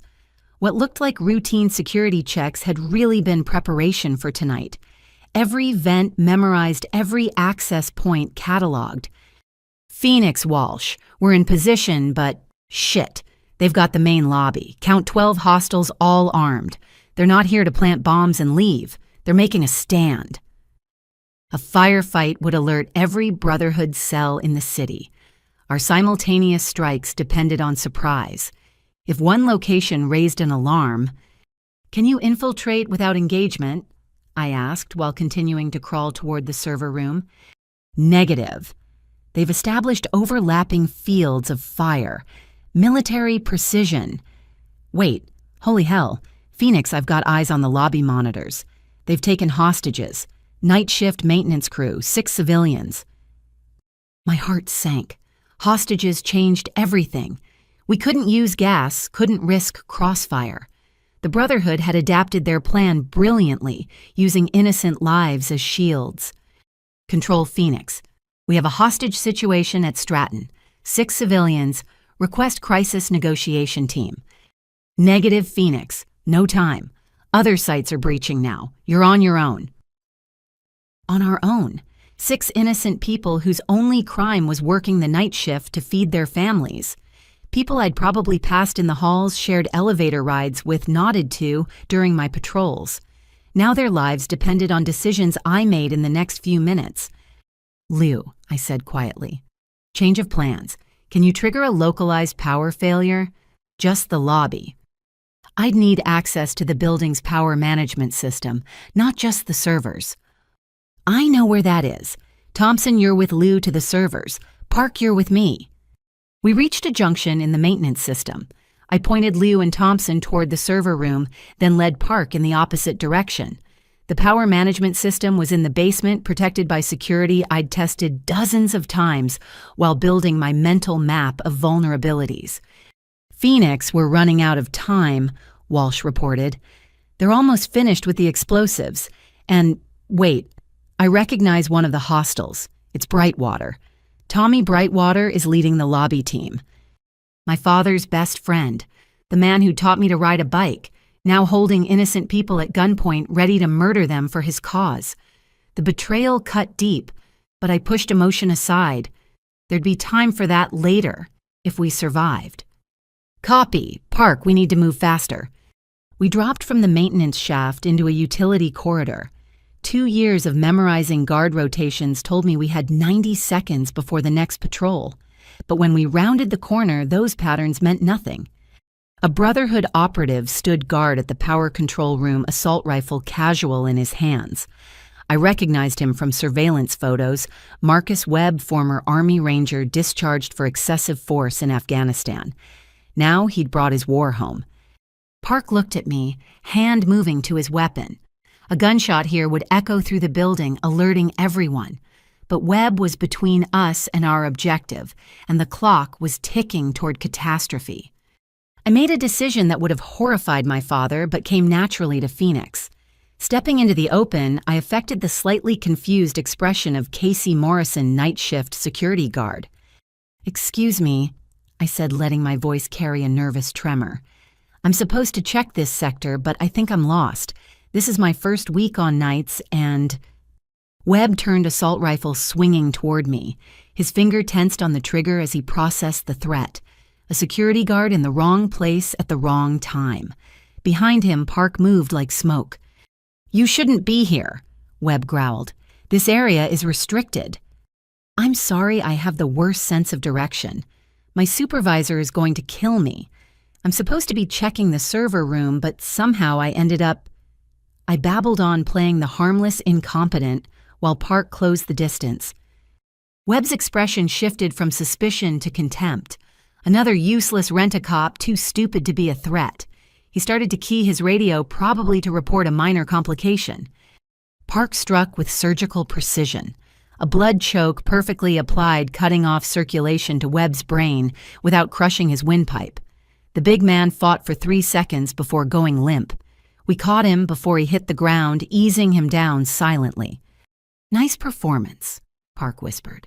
"Almost believed it myself." 2 years of practice, I replied, already moving to the power control panel. My fingers flew across the controls, isolating the lobby's electrical grid from the rest of the building. "Lou, you've got 60 seconds before I cut lobby power. Walsh, on my mark, you go in dark." "Phoenix, what about the explosives?" Rodriguez's voice was tense. "I'm looking at the charges. These are sophisticated with redundant triggers. If I cut the wrong wire—" "Trust your training," I said, even as my hands continued their work. "You're the best EOD specialist I know." "No pressure," he muttered. I found the circuit I needed and took a breath. 6 hostages, 12 Brotherhood operatives, explosives that could kill thousands, and somewhere in that lobby my father's best friend had chosen terrorism over every oath he'd ever taken. "All teams, this is Phoenix. Breach in 5, 4, 3, 2, mark." I killed the power. The building plunged into darkness just as our night vision-equipped teams struck. Through my earpiece, I heard the coordinated assault flash bang grenades, shouted commands, the controlled chaos of tactical entry. "Server room secured," Lou reported. "Beginning countermeasures. Their ransomware is sophisticated, but got it. Neutralizing now." 2 explosives diffused, Rodriguez announced. "Working on the 3rd. This one's trickier, different design." "Lobby hostile down. Hostile down. I need medics for the hostages." Walsh's team was in the thick of it. I raced back through the corridors, Park covering our 6. We needed to reach the lobby to help secure the scene. But as we rounded the final corner, the emergency lighting kicked in, bathing everything in red. There, standing in the corridor like a ghost from my past, was Tommy Brightwater. His tactical gear was splattered with blood, his face twisted with rage and betrayal. "Casey—" He stared at me in shock, processing my tactical gear. The weapon in my hands, the federal agent where his friend's disappointment daughter should be. "What? No, you're just a security guard." Richard said, "Drop the weapon, Tommy." I commanded my Sig Sauer, trained on center mass. "You're Phoenix," he breathed. "The inside source. We've been hunting you for months, and you were—" Christ. Richard's failure daughter, playing us all. "Last warning, drop the weapon." His face cycled through emotions, shock, rage, and finally a bitter acceptance. He never knew. Did he? Richard spent 2 years mocking his own daughter while she was— This is perfect. The great Chief Morrison blind to what was right in front of him. "The weapon, Tommy, now." "You know what the best part is?" He smiled coldly. "When this comes out, when he learns his little girl has been lying to him, it'll destroy him. His pride, his reputation, everything. You've humiliated him worse than the Brotherhood ever could." His hand twitched toward his rifle. "Don't," I shouted. "I won't go to prison," he said simply. "And Richard needs to know his daughter killed his best friend. That's my gift to him." He raised his weapon. I fired twice, center mass. The pattern my father had taught me at 8 years old, refined by federal training into instinct. Tommy Brightwater crumpled to the floor, his blood spreading across linoleum I'd walked 1,000 times. His eyes found mine one last time. "Tell Richard." He coughed blood frothing his lips. "Tell him we're not the enemy. We were trying to save America from people like you." "No," I said, quietly kneeling beside the man who'd been family. "You were trying to murder 30 million Americans. That's not salvation, that's genocide." He died with my father's name on his lips. "Phoenix lobby secure." Walsh's voice cut through. "All hostiles down or in custody. Hostages are traumatized but unharmed." "Final explosive diffused," Rodriguez added. "Building is safe." I stood slowly looking down at Tommy Brightwater's body. Somewhere in this city, my father was probably sleeping off too much wedding scotch, unaware that his best friend had died a terrorist and his daughter had pulled the trigger. Control this is Phoenix. Stratton Industries secured. Brotherhood cell neutralized. 6 civilian hostages rescued. Confirming server room Sawin. Ransomware neutralized, Lou reported. Power grid is safe. Financial records secured, including evidence of money laundering through Morrison Financial Group. Morrison Financial Group, Marcus's company. My brother's pride and joy now forever tainted by terrorism connections he never knew about. Phoenix, this is control. Director Thornton's voice carried satisfaction and exhaustion. All 5 sites report success. The attack has been prevented. Casualties minimal. Outstanding work, all teams. Around me, federal agents were processing suspects, collecting evidence, beginning the massive task of documenting the scene. In a few hours, news vans would crowd the parking lot. Reporters would demand answers. The Brotherhood's plan had failed, but the aftermath was just beginning. Phoenix Park appeared at my elbow. "You okay?" I looked at him, then back at Tommy's body. I knew him my whole life. He taught me to fish. Came to every birthday until I joined the agency. How do you reconcile that with this? "You don't," Park said simply. "You just accept that people are complicated and sometimes they choose wrong. Come on, dawn's coming." He was right. Through the lobby's shattered windows, I could see the first hints of light on the horizon. Dawn. When the Brotherhood had planned for America to wake up to darkness, we'd given them light instead. My phone buzzed. A text from Marcus. "Hey sis, hope you're feeling better. Crazy night at the wedding after you left. Some drama with catering staff and Uncle Rob got super drunk. Dad and Uncle Tommy disappeared for hours. Anyway, Jennifer and I are heading to the airport for our honeymoon. Love you." If only he knew what drama had really unfolded. If only he knew where Dad's best friend had disappeared to. But he'd learn soon enough. They all would. Agent Morrison. A crime scene tech approached. "We need your statement about the shooting." "Of course," I said, taking one last look at the man who'd chosen hatred over family. "Let's do this by the book. Tommy would have wanted that, the old Tommy anyway." As I followed the tech away from the body, Lou intercepted me. "Phoenix, there's something else. The financial records show Jennifer's father, Hartwell, was the money man.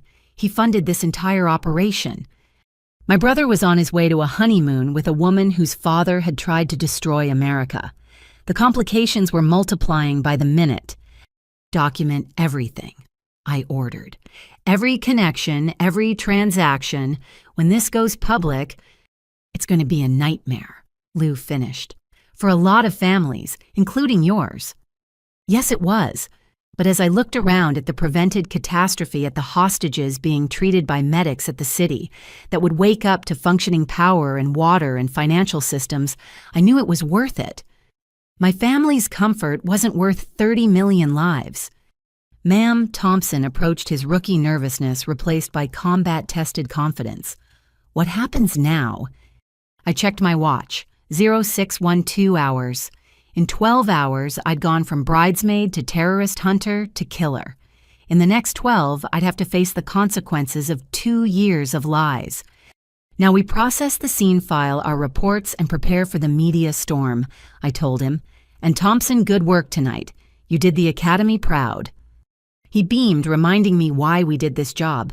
Not for recognition from family or understanding from loved ones, but to ensure young agents like Thompson had a country worth protecting. "Phoenix," Walsh called out. "You need to see this." He led me to a captured Brotherhood operative being treated for minor wounds. I recognized him as one of Chen's financial advisors, a man who'd probably processed millions in terror funds. He wants to make a deal, Walsh explained. Says he has information about other cells, but he'll only talk to Phoenix. I approached the man who looked up with desperate eyes. "You're Phoenix the ghost who haunted our operations." "I am." "They said you were a legend, a story to scare recruits." He laughed bitterly. "Casey Morrison. We looked right at you for 2 years and never saw it. Your cover was perfect." The information I prompted, not interested in compliments from terrorists.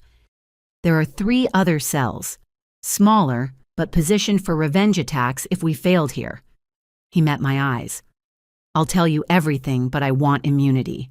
I was just moving money. I never hurt anyone." "You funded mass murder," I corrected. "That's not innocent, but talk to the Attorney General's office. They'll decide what deal you deserve." As Walsh led him away, I realized our night wasn't over. 3 more cells to root out more lives to save. The Brotherhood was like a hydra, and we'd only cut off one head. My secure phone rang. Director Thornton. "Outstanding work, Phoenix. But I need you to prepare for Phase 2. In 3 hours, we go public with the operation. Your identity will be protected initially, but given the family connections, it won't stay secret long," I finished. "I understand, Director. Do you? Your father is a respected former police chief. Your brother runs a financial firm now tied to terrorism. There will be investigations, media scrutiny, public judgment. Your family will be at the center of a firestorm." I thought about Dad at the wedding dismissing me to his friends, Marcus painting me as a failure, Jennifer's casual cruelty. They'd judged me for 2 years. Now the world would judge them. "They'll survive," I said, "just like the 30 million people who'll have power this morning because we did our jobs." Spoken like a true agent. "Get some rest if you can. The real storm starts at 9 a.m. She hung up, leaving me standing in the ruins of what had almost been a massacre. Around me, crime scene tape was going up. Evidence was being cataloged, the machinery of justice grinding into motion.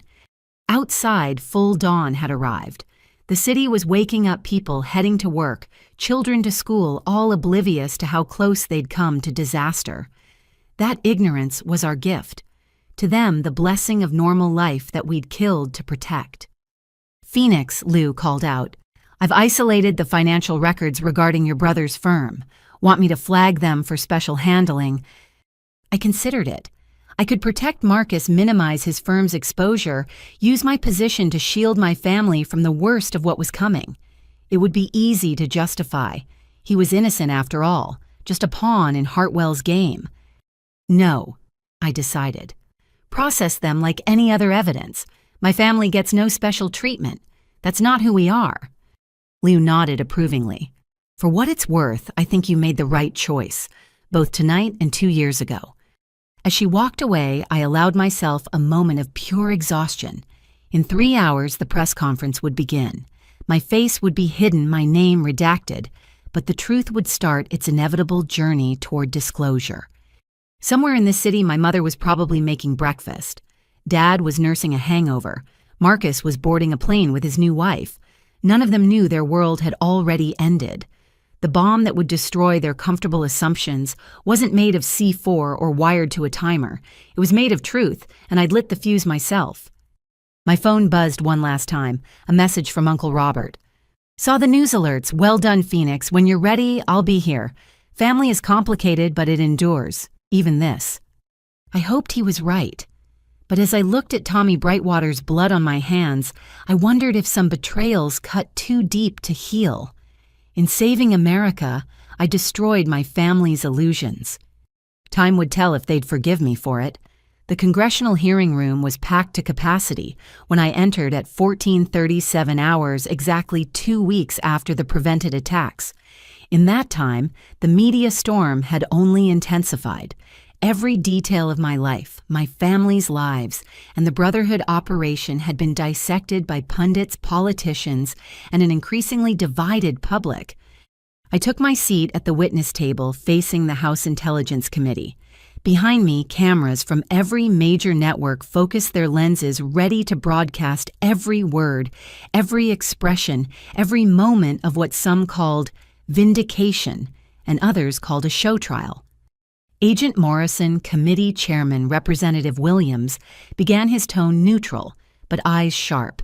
You are here voluntarily to provide testimony about Operation Phoenix and the events of January 15th. Do you swear to tell the truth, the whole truth, and nothing but the truth? I do. I affirmed, knowing that the whole truth was more complex than any oath could capture. Let's begin with your recruitment, Williams said. You claim you were approached by federal authorities immediately after graduating from the police academy. Yet records show you quit the force after 1 day. Can you explain this discrepancy? I leaned into the microphone, choosing my words carefully. The 1-day employment was a cover story necessary for operational security. I served 437 days as an active federal agent, including training and deployment. The fiction of my failure was required to establish credibility for my undercover role. A fiction that devastated your father. Representative Jackson interjected, her voice carrying judgment. Chief Morrison spent 2 years believing his daughter was a disappointment. Was that deception really necessary? Behind me, I knew my parents sat in the gallery. Dad had insisted on attending, on hearing everything, on facing the truth publicly, as he'd spread the lie publicly. Congresswoman, the Brotherhood specifically targeted law enforcement families. My supposed failure created distance that protected my family while allowing me to embed deeply in their operations. That distance saved their lives when the Brotherhood attempted to use families as leverage. Yet your cousin Emma Morrison was recruited by the Brotherhood, Representative Chen noted, studying his notes. How does that square with your claims of protecting family? Emma, currently in federal custody, cooperating fully, her information having prevented 3 more massacres, but her betrayal remained a wound that wouldn't heal. Emma's recruitment was unrelated to my operation, I explained. Financial desperation made her vulnerable. The Brotherhood exploited that vulnerability before we became aware of her involvement. Let's discuss the financial aspects. Williams redirected. Your brother Marcus Morrison's firm processed $347 million in Brotherhood funds. You claim he was unaware. On the screens around the room, financial documents appeared. Marcus's signature on dozens of transactions, each one technically legitimate, collectively damning. His firm had survived barely, but his reputation was destroyed. He testified yesterday, maintaining his innocence while acknowledging his failure to detect the money laundering. My brother was deceived by sophisticated financial manipulation orchestrated by Jonathan Hartwell, his father-in-law. The transactions were structured to appear as legitimate infrastructure investments. Without the intelligence, we gathered, they would have remained undetected. Convenient, Jackson muttered.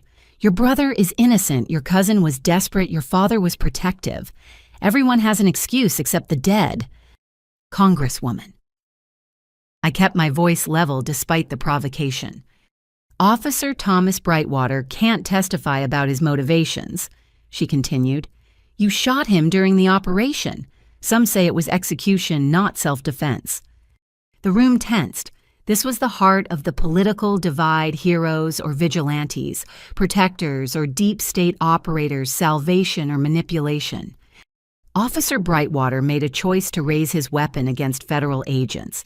I responded according to training and rules of engagement. His death was suicide by cop, documented by body camera footage and witness testimony. Footage that's classified, Jackson pressed. Witnesses who are all federal agents. Convenient. The footage is classified to protect ongoing operations, Director Thornton interjected from her seat behind me. Not to hide wrongdoing. Williams gavelled for order. Let's move to the cyber attacks. Agent Morrison, can you explain how 20 million Americans' financial data was exposed? This was safer ground, technically complex, but politically neutral. I walked the committee through the Brotherhood's sophisticated malware, our successful countermeasures, and the unfortunate reality that some data was exposed before we could stop it. The emails claiming government responsibility, Representative Park asked, those reached 40 million Americans, creating lasting distrust. How do we repair that damage? By continuing to tell the truth, I said simply, by showing through actions and transparency that we protected American lives and interests. Trust rebuilds slowly, but it does rebuild. Does it? Chen pulled up social media feeds on the room's displays. Agent Morrison labeled as hero and villain. Your family under constant scrutiny. Death threats against your parents. Your brother's business destroyed. Was stopping the Brotherhood worth the cost to innocent people? I thought about the 30 million Americans who'd woken up with power, water, and functioning financial systems. The families shopping at Water Tower Place, attending church in Dallas, dropping children at school in Portland, all unaware how close they'd come to becoming statistics. Congressman, every agent knows the job may require sacrifice. We hope that sacrifice is only ours, but sometimes it spreads to those we love. My family has paid a price for my service. But 30 million Americans didn't pay the ultimate price because we acted. That mathematics is harsh but clear. Let's discuss those actions, Williams said. The raid on the farmhouse, 7 emotionally compromised agents conducting an unsanctioned assault. Some call it heroism. Others call it rogue operation that endangered hostages. The footage played on screens our desperate assault to save our families. Watching it now, I saw every tactical error emotion had caused every risk that could have ended in disaster. But I also saw Thompson taking a bullet while providing cover, Chen cradling his daughter after 2 days of terror, my parents alive because we'd refused to follow protocols that would have let them die. We were federal agents whose families were kidnapped by terrorists, I stated. We had actionable intelligence and limited time. Director Thornton provided unofficial support, recognizing that sometimes regulations must bend to save lives. Every hostage was recovered safely. Through luck more than tactics, Jackson argued. You compromised operational integrity for personal reasons. Yes, I admitted, surprising the room. I put family before protocol. I'd do it again. The Brotherhood counted on us being machines following rules while they murdered our loved ones. They discovered we're human. That humanity saved lives. The committee exchanged glances. My admission of emotional compromise didn't fit the narrative either side wanted. Heroes weren't supposed to acknowledge weakness. Villains weren't supposed to save everyone. Agent Morrison. Williams leaned forward. Let me ask you directly. Do you regret your actions? Any of them? I considered the question, knowing my answer would be replayed endlessly. I regret the necessity. I regret that good people like Officer Brightwater were corrupted by extremism. I regret that my family suffered for my choices. But I don't regret stopping the Brotherhood. I don't regret saving lives. I don't regret serving my country even when that service required deception and caused pain. Even lying to your family for 2 years. I turned, looking directly at my parents in the gallery. Mom nodded encouragingly. Dad met my eyes steadily, 2 weeks of revelation having aged him, but also somehow strengthened him. Lying to my family was the hardest part of my service, I said, still looking at them. Every dismissive comment, every expression of disappointment, every moment of being seen as a failure cut deeply. But their genuine reactions sold my cover. Their real disappointment saved lives. I'm sorry for the pain I caused them, but not for the reason I caused it. Your father has something to say about that, Williams noted. Chief Morrison requested to provide testimony. Given his distinguished service and unique perspective, we've agreed. My stomach dropped. Dad hadn't mentioned wanting to testify. As he made his way to the witness table, I saw him clearly older, grayed by stress, but walking with purpose. Chief Morrison. Williams began after swearing him in. You've heard your daughter's testimony. What's your response?" Dad adjusted the microphone, his police training evident in his bearing despite retirement. "Mr. Chairman, I spent 30 years in law enforcement. I thought I understood sacrifice, duty, deception in service of justice. I was wrong." The room stilled, everyone leaning forward. "For 2 years, I told anyone who'd listen that my daughter was a disappointment, a failure, a quitter who couldn't handle real police work." His voice cracked slightly. "I said these things at family gatherings, public events, even at my son's wedding. I believed them completely." He paused, composing himself. "My daughter let me believe them. She endured my dismissal, my condescension, my public humiliation because her cover required it. She sacrificed not just her safety, but her relationship with her family to protect strangers. That's not failure, that's heroism I couldn't have managed." "Chief Morrison," Jackson interjected, "your former partner died in this operation. Officer Brightwater was your friend for decades. How do you reconcile that?" Dad's jaw tightened. "Tommy Brightwater betrayed his oath, his city, and yes, our friendship. He made choices that would have killed thousands. My daughter stopped him. If that puts us on opposite sides, then I'm proud to stand with her. Even though she lied to you." "Congressman, I've had 2 weeks to think about lies and truth. My daughter's lies saved lives. Tommy's truths would have ended them. I'll take noble deception over honest terrorism every time."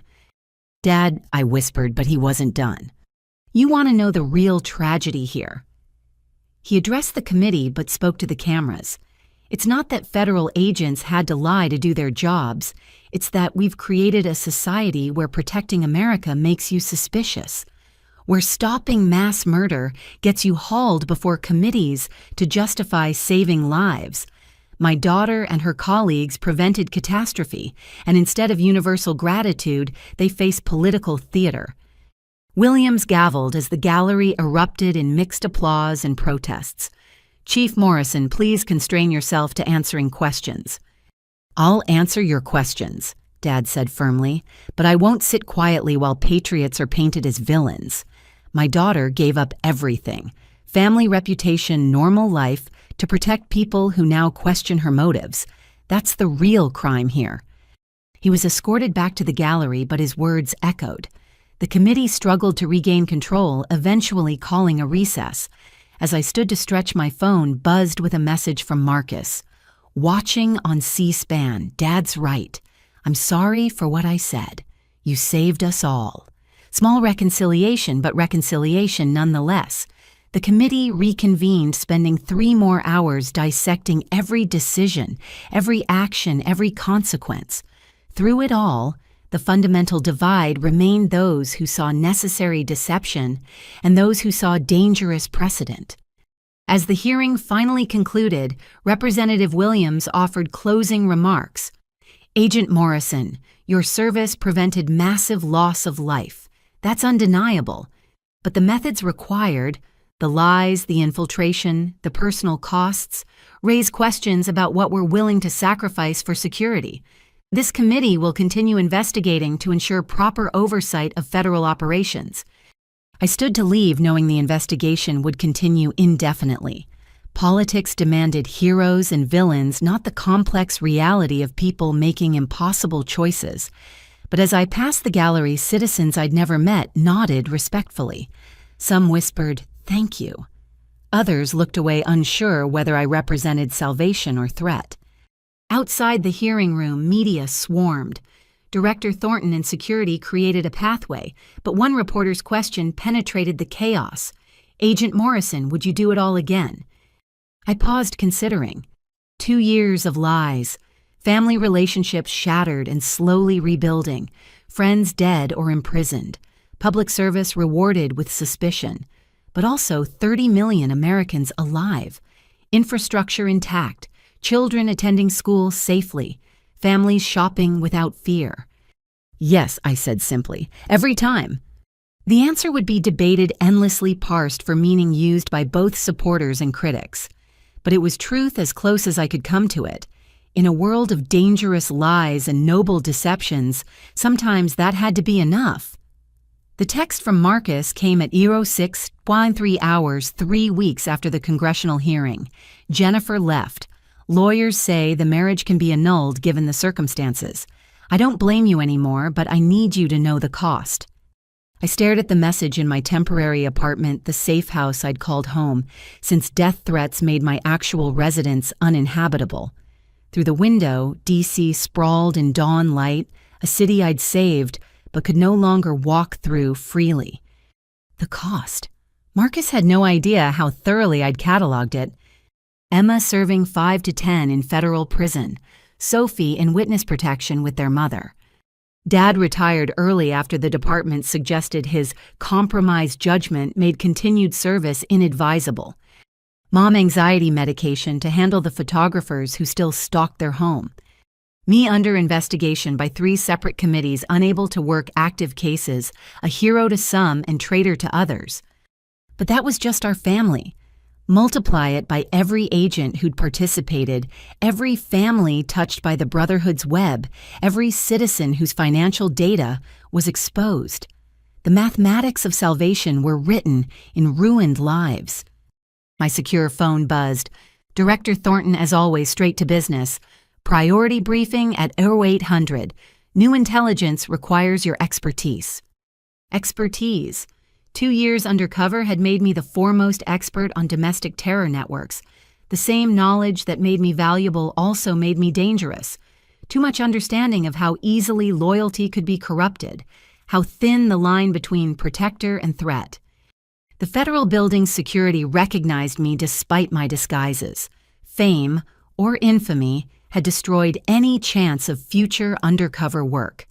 Agent Phoenix was reduced to briefing rooms and analysis, forever barred from the field that had defined me. Phoenix. Thornton greeted me in the SEF. Thank you for coming. The secure room held familiar faces, Liu Park Chen, other survivors of Operation Phoenix. We'd become a brotherhood of our own, bonded by shared sacrifice and public scrutiny. What's the situation? I asked. Liu activated the displays. Brotherhood ideology didn't die with the failed attacks. New cells forming, learning from the original's mistakes. They're calling themselves the Phoenix Patriots. I almost laughed at the irony. My code name, appropriated by the enemy, turned into a rallying cry for extremism. How bad? 17 cells identified across 12 states.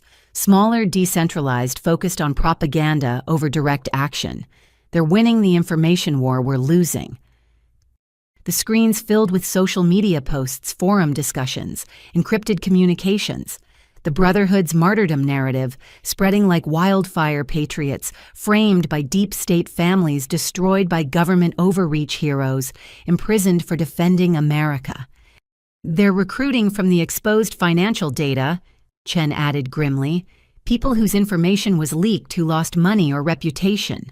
The Brotherhood's final poison is creating its own antidote, victims becoming villains. Counter-narrative campaigns, I suggested. Ineffective, Park reported. Every official statement is seen as propaganda. The harder we push truth, the more they believe lies. Classic information warfare? Paradox. I studied the data, seeing patterns my unique position revealed. They're not recruiting randomly. Look at the demographics: law enforcement families, military veterans, financial sector workers, people like your family, Thornton finished. Yes, we've noticed. They're specifically targeting those connected to Operation Phoenix, using our own methods against us. The violation felt personal because it was. The Brotherhood studying my playbook, corrupting it, turning protection into predation. They'd learned that the best lies contain truth, that the deepest cuts came from trusted hands. There's more, Lou said quietly. Marcus Morrison received recruitment approaches. So did your mother. Your father had 3 separate contacts attempt to turn him. They're trying to flip Operation Phoenix families. My blood chilled. Are they safe? Under surveillance and protection, Thornton assured me. But Phoenix, this is why we need you. You understand their psychology, their methods. Help us prevent Phoenix Patriots from becoming what the Brotherhood was. The request should have been simple: apply my knowledge, save lives, protect America.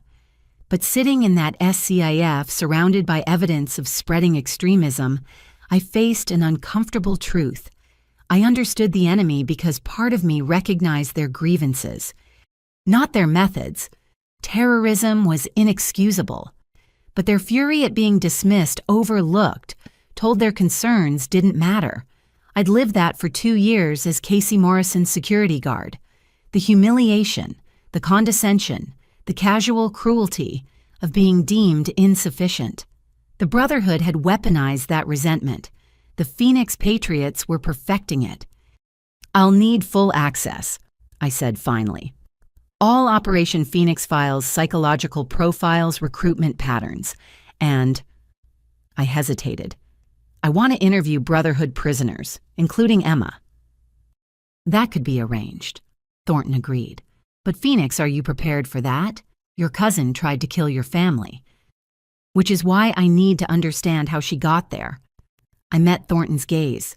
"We can't fight what we don't comprehend, and I have a unique perspective on transformation, how someone goes from family to threat." The briefing continued for hours, diving deep into intelligence that painted a disturbing picture. The Phoenix Patriots weren't planning another massive attack. They were playing a longer game: recruitment, radicalization, normalization of extremist ideology. Death by 1,000 cuts rather than single catastrophe. As we concluded, Park pulled me aside. "You okay? This can't be easy seeing them use your name." "It's appropriate," I admitted. "Phoenix rises from ashes. They see themselves reborn from the Brotherhood's destruction. Using my code name is psychological warfare. Every mention reminds people that the hero might be the villain." "You're not the villain, Casey." "Aren't I?" I gestured at the screens showing recruitment success among exposed financial victims. 20 million Americans had their privacy violated because I stopped a physical attack but couldn't prevent the digital one. How many will be radicalized by that violation? How many future terrorists am I creating by being the face of their victimization? Park had no answer. In the arithmetic of salvation, unintended consequences compounded infinitely. I left the briefing with encrypted files and heavy purpose. Outside, protesters maintained their vigil, some supporting Operation Phoenix agents, others demanding our prosecution. Both sides certain of their righteousness, neither interested in complexity. My secure phone showed missed calls from Dad. I returned them from the car, activating scrambling protocols that made our conversation sound like weather discussion to any interceptor. "Casey." His voice carried new weight. "I need to see you. It's about the recruitment attempts." "Are you safe?" "For now. But sweetheart, I recognized one of them. From the old days. This goes deeper than anyone knows." We arranged to meet at a secure location, one of many scattered around D.C., for agents whose public visibility made normal life impossible. The weight of his words, "from the old days," suggested connections predating the Brotherhood roots extending into law enforcement itself. The safe house was sterile, functional, devoid of personality. Dad arrived 15 minutes later, checking for surveillance with habits that would never fade. "Talk to me," I said simply. He pulled out a photograph worn from handling. Young officers at academy graduation, faces bright with purpose. I recognized a younger version of Dad, Tommy Brightwater, and others. "Third from left," Dad indicated. "Michael Grayson, my academy roommate. Good cop for 20 years, then got bitter. Budget cuts, politics, watching criminals walk on technicalities. He retired 5 years ago, angry at the system. And he approached me yesterday. Coffee shop, casual meeting, catching up on old times. Then the question started. How did I feel about you lying about the government using family as cover? About Tommy dying for believing in something?" The recruitment pattern was elegant. Find the wounded, validate their pain, redirect it toward extremism. Classic Brotherhood tactics refined by Phoenix Patriots, studying our countermoves. "What did you tell him?" I asked. "That my daughter saved lives, that Tommy chose terrorism, that grief doesn't justify murder." Dad's jaw tightened. He said I was blinded by love, that when I saw clearly, he'd be waiting. We need to report this. I already did. But Casey, if Mike Grayson is involved, this isn't just random recruitment. They're targeting specific officers, ones with grievances, connections, credibility, building a network inside law enforcement itself. The implications staggered. Phoenix Patriots weren't just learning from Brotherhood mistakes, they were evolving beyond them. Instead of infiltrating institutions, they were converting those already inside. The enemy wasn't at the gates, but in the halls. There's something else, Dad continued. Mike mentioned others from our generation. Officers who feel betrayed by how things changed, who see your operation as proof the system they served became the enemy. They call themselves the thin blue line, but their interpretation... He shook his head. They think they're saving law enforcement from itself. I processed this, adding it to the intelligence gathered that morning. Multiple recruitment vectors, ideological flexibility, insider conversion. The Phoenix Patriots were becoming everything we'd feared, smarter, subtler, more dangerous, because they believed their own lies. I need names, I said. Everyone Mike mentioned or implied. I made a list. Dad handed over a paper with 12 names. Casey, these are good cops. We're good cops. What happened to them? The same thing that happened to Tommy, that almost happened to Emma. Desperation met opportunity. Resentment met validation. Good people making evil choices because someone convinced them it was righteous. We sat in silence, father and daughter, united by understanding of how thin the margins were. One different choice, one moment of weakness, and Dad could have been on that list. If my cover story had been real, if I'd actually failed, would I have been susceptible to their poison? I'm proud of you, Dad said suddenly. I know I've said it before, but seeing what you've accomplished, understanding the weight you carried alone, I'm so damn proud it hurts. Dad, no, let me finish. At Marcus's wedding, I gave that toast about accepting disappointments. I need you to know, you were never a disappointment.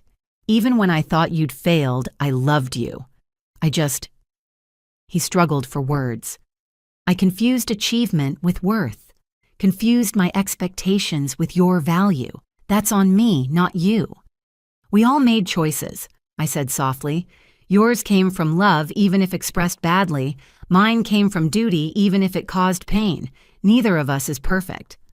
No, he agreed, but you're closer than you know. We talked for another hour, sharing intelligence and memories, building bridges over the crater of 2 years' deception. When he left, I sat alone with the names he'd provided, seeing a network of corruption spreading through the very institutions meant to prevent it. The Phoenix Patriots had learned our lessons too well. They knew that trust once broken became a weapon, that heroes could be reframed as villains with the right narrative, that the most dangerous enemies were those who believed their own righteousness. My phone buzzed with a message from an unknown number. The encryption pattern was familiar. Emma's lawyer forwarding a message from federal prison. Casey, I know you'll never forgive me, but I need you to know something. They're still recruiting, still promising desperate people easy answers. And the scariest part, sometimes in the dark, their lies make sense. Please be careful. The next Phoenix might not rise to save anyone. I deleted the message but kept the warning. Emma understood something the committees and critics missed. The line between hero and villain wasn't fixed. It shifted with perspective, circumstance, desperation. The Phoenix Patriots knew this, weaponized it, built their movement on the grave of such distinctions. Outside, D.C. continued its relentless spin of power and politics. Somewhere good people were being recruited by evil wearing the mask of patriotism. Somewhere, the next Operation Phoenix was being planned by those who'd studied our success and learned to counter it. And somewhere in the space between salvation and damnation, Agent Phoenix sat with the weight of unintended consequences, knowing that every life saved created ripples that might drown others. The war wasn't over. It had evolved to become personal targeting, not infrastructure, but the human heart. The Phoenix Patriots rose from the Brotherhood's ashes, and I was both their inspiration and opposition. In saving America, I'd created its next threat. The mathematics of salvation had become recursive, each solution birthing new problems, each hero's journey creating tomorrow's villains. But I'd told Congress the truth, I'd do it again. Every time, especially knowing the cost. The Rayburn House Office Building's Committee Room 2154 had seen countless testimonies, but rarely one that commanded such complete attention. 6 months had passed since the Brotherhood attacks, and I sat once again at the witness table. This time, however, I wasn't alone. Beside me sat former Phoenix Patriots who'd abandoned extremism Brotherhood family members advocating for peace, and other Operation Phoenix agents ready to share their perspectives. Agent Morrison, Committee Chairman Williams, began his tone notably warmer than our first encounter. "You've requested this hearing to address what you call the path forward. Please elaborate." I leaned into the microphone, aware that every word would ripple through a nation still grappling with the aftermath. "Mr. Chairman, 6 months ago we prevented a catastrophic attack, but in doing so we created new wounds. Today I'm here to discuss healing." Behind me, the gallery held a cross-section of America Brotherhood victims, Phoenix Patriots who'd surrendered financial breach survivors, and my own family. The diversity of pain and hope in that room was staggering. "The Phoenix Patriots emerged from our success," I continued. "They studied our methods, exploited our mistakes, recruited from those we inadvertently hurt. Traditional counterterrorism won't stop them because they're not traditional terrorists. They're Americans who've lost faith in America." "Are you suggesting we negotiate with extremists?" Representative Jackson interjected, though her hostility had mellowed since our last encounter. "I'm suggesting we understand them, not excuse their actions, but comprehend their journey from citizen to threat." I gestured to a man beside me. "This is Robert Kelly, former Phoenix Patriot cell leader. 3 months ago, he planned to bomb an FBI field office. Today, he's here to explain why he stopped." Kelly, a soft-spoken accountant whose life unraveled when his financial data was exposed, took the microphone with trembling hands. "I lost everything in the breach. My business, my reputation, my family's savings. The Phoenix Patriots gave me someone to blame, a purpose for my anger. Agent Morrison," he glanced at me, "she didn't arrest me when she could have. She talked to me, showed me how my pain was being weaponized, made me realize I was becoming what I claimed to fight against." "How many like you are still out there?" Williams asked. "Thousands," Kelly admitted.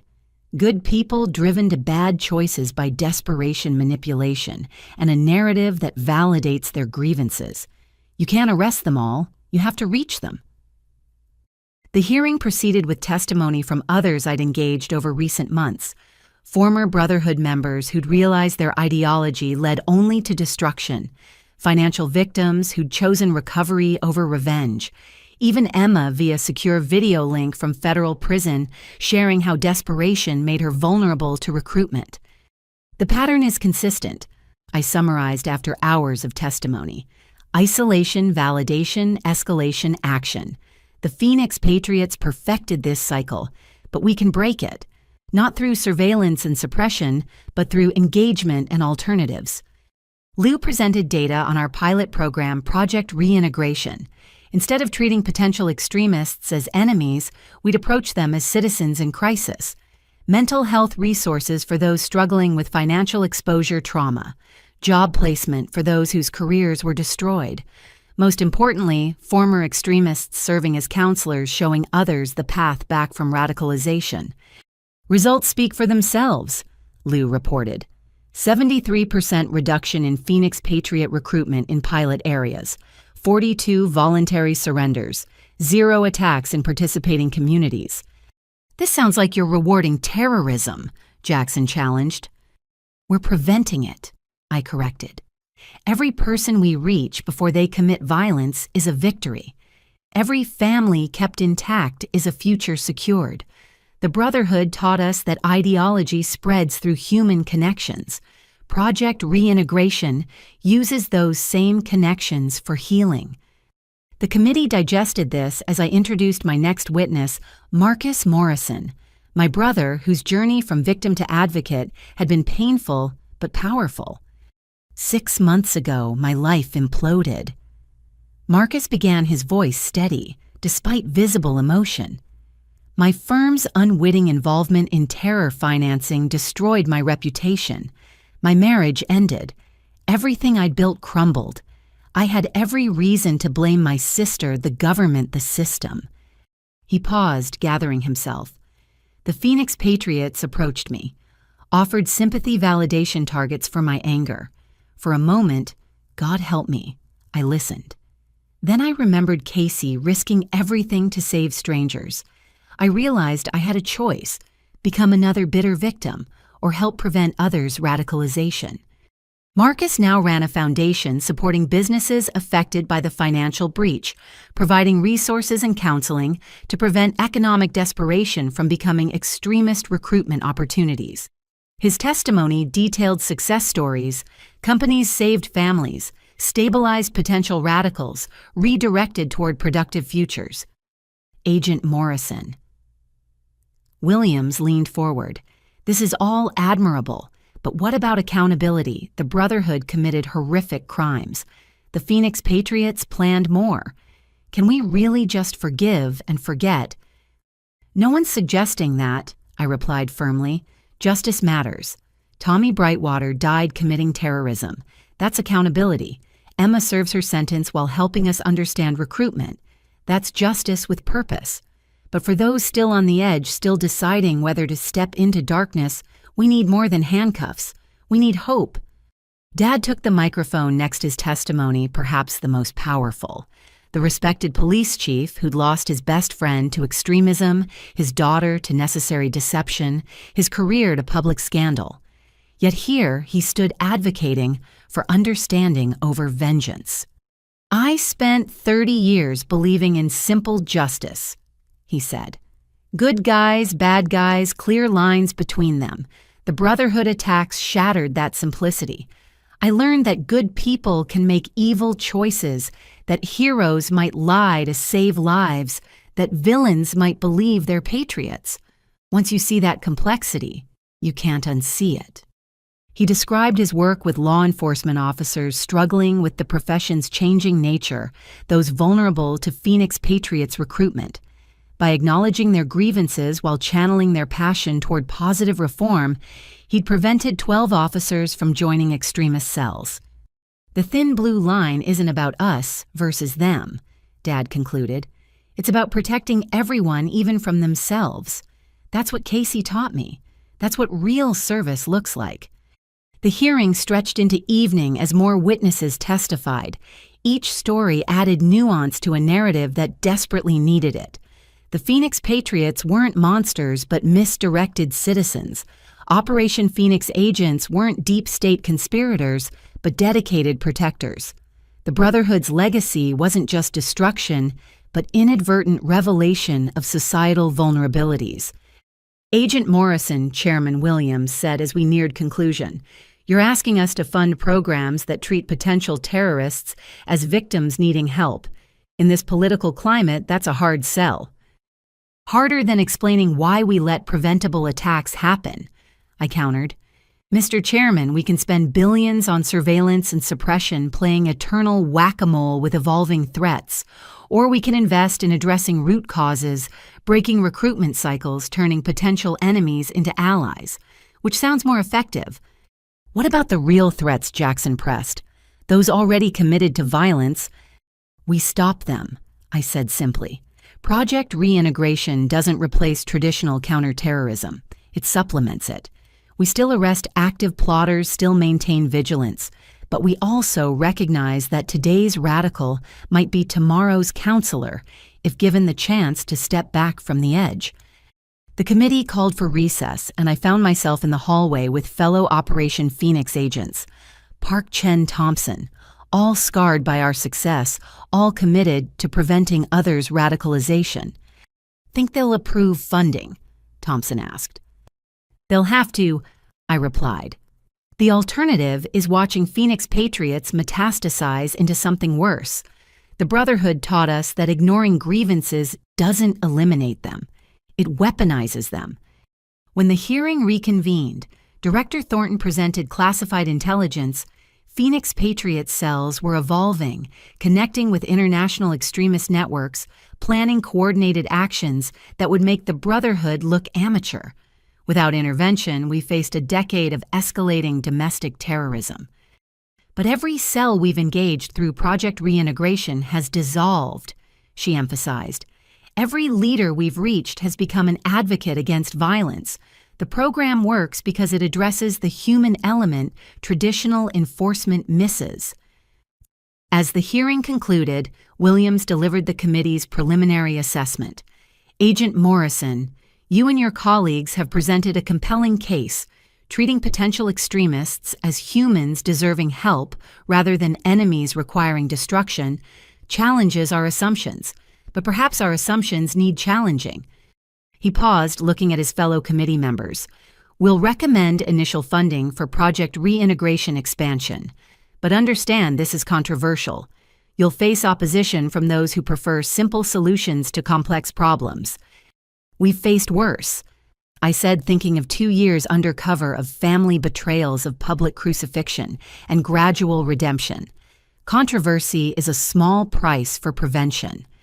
As the hearing adjourned, I stood with my unlikely coalition of former extremists, reformed agents, and healing families. The path forward wouldn't be easy. Every success would face scrutiny. Every failure would fuel opposition. But the alternative, endless cycles of radicalization and retaliation, was unacceptable. Outside the committee room, reporters waited with predictable questions. But this time, I wasn't alone. Marcus stood with me. Dad flanked my other side. Former Phoenix Patriots and Brotherhood defectors added their voices to mine. We told a different story than 6 months ago. Not just prevention of catastrophe, but possibility of redemption. Agent Morrison, a young reporter asked, do you really believe extremists can change? I thought of Emma in prison teaching authorities about recruitment while earning her degree. Of Robert Kelly, the accountant, who'd almost become a bomber, now counseling others away from that path. Of the 12 police officers Dad had saved from radicalization. Of my own transformation from Casey Morrison failed cop to Phoenix National Security Guardian. I believe people are more than their worst moments, I answered.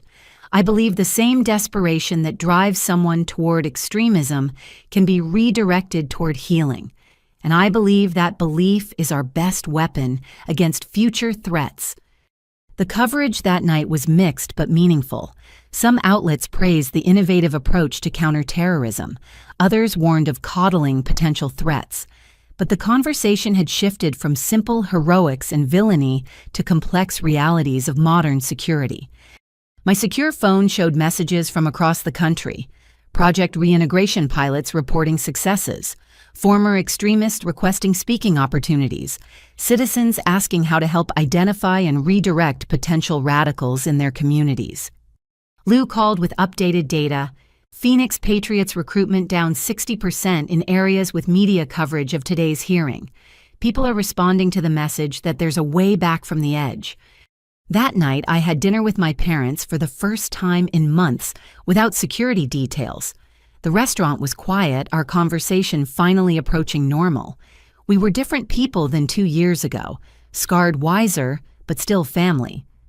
I'm proud of you, Mom said, echoing Dad's earlier words but adding her own spin. Not just for stopping the attacks or the medals or the programs. I'm proud that you found a way to make meaning from pain. The Brotherhood tried to destroy America through division, Dad added. You're healing it through connection. That's police work at its finest. Serving and protecting even those who don't realize they need it yet. As we parted ways, I reflected on the strange journey from undercover agent to public advocate, from preventing one catastrophe to addressing its root causes. The Phoenix Patriots had chosen their name to mock my code sign, but inadvertently revealed a truth from the ashes of destruction. Something new could rise. Project Reintegration wasn't perfect. Not every extremist could be reached. Not every grievance could be addressed. Not every wound could heal. But it offered something the cycle of violence and retaliation never could hope. 6 months after preventing the Brotherhood attacks, I'd learned that saving lives was just the beginning. The harder work was saving souls, those driven to extremism by pain, fear, and skillful manipulation. Every success story, every voluntary surrender, every family kept whole was a victory against future violence. The war on terror had evolved into something more complex, a battle for hearts and minds fought not with weapons, but with compassion, understanding, and the radical belief that today's enemy could become tomorrow's ally. As I returned to my apartment, my Real One security finally deeming it safe, I found a package waiting. Inside a simple note, "Thank you for showing me the way back," a former Phoenix patriot. No name, no details, just acknowledgement that someone had stepped away from darkness because we'd offered light. In the arithmetic of salvation, that single prevented radicalization might ripple outward, saving lives we'd never know about. The Brotherhood had failed in their attacks, but succeeded in teaching us a crucial lesson. The most dangerous enemies were those we created through neglect, dismissal, and failure to address legitimate grievances. By acknowledging that lesson and acting on it, we could transform their legacy from destruction to prevention. Phoenix had risen from the ashes not as the agent who'd prevented catastrophe, but as the advocate working to ensure such prevention was never again necessary. The mathematics of salvation had become an equation of redemption. Each former extremist reached multiplying into communities, protected families, preserved futures, secured. Tomorrow would bring new challenges. Extremist evolution continued, grievances multiplied, and the simple solution of force would always tempt those who preferred clarity to complexity. But tonight, I allowed myself a moment of hope. We'd proven that the cycle could be broken, that Phoenix patriots could become productive citizens, that understanding trumped suppression in preventing radicalization. It wasn't a complete victory. Those didn't exist in counterterrorism. But it was progress, and progress was its own form of salvation. The phone rang Liu with updates, Marcus with Foundation Business Dad with new intervention successes. The work continued, would always continue. But now it felt different. Less like standing against a tide and more like redirecting a river. Agent Phoenix had prevented an attack. Advocate Phoenix was preventing the next generation of attackers. In the end, that might be the greater victory. Not just saving lives once, but creating a system that saved them continuously. The arithmetic had changed. Where once I calculated casualties prevented, now I counted souls redeemed. The numbers were smaller, but the impact profound. Each former extremist who chose healing over hatred was a victory that echoed through generations. As night settled over D.C., I thought about everyone touched by these events, the 30 million who'd never know how close they'd come to disaster, the thousands whose exposed financial data had made them vulnerable to recruitment, the hundreds who'd stepped to the edge of extremism before being pulled back, all connected by invisible threads of cause and effect, action and consequence, salvation, and its complex costs. The Brotherhood's defeat hadn't ended our story. It had begun a new chapter, one written in prevention rather than reaction, understanding rather than suppression, hope rather than fear.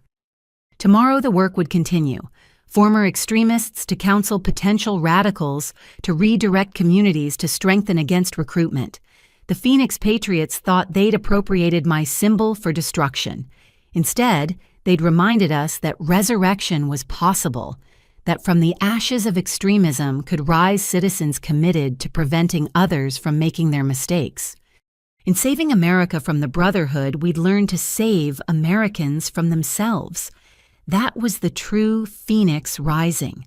Not just the agent who'd stopped an attack, but the movement that prevented future ones through compassion intervention and the radical belief that everyone deserved a chance to choose better. The mathematics of salvation had evolved from simple subtraction, lives saved minus costs incurred, to complex multiplication. Each intervention created ripples.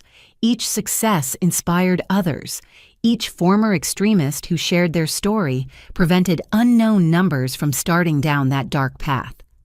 As I prepared for sleep, one last message arrived. From Director Thornton, congressional approval confirmed. Project Reintegration receives full funding. Your vision becomes national policy. Congratulations, Phoenix. You've saved more lives than you know.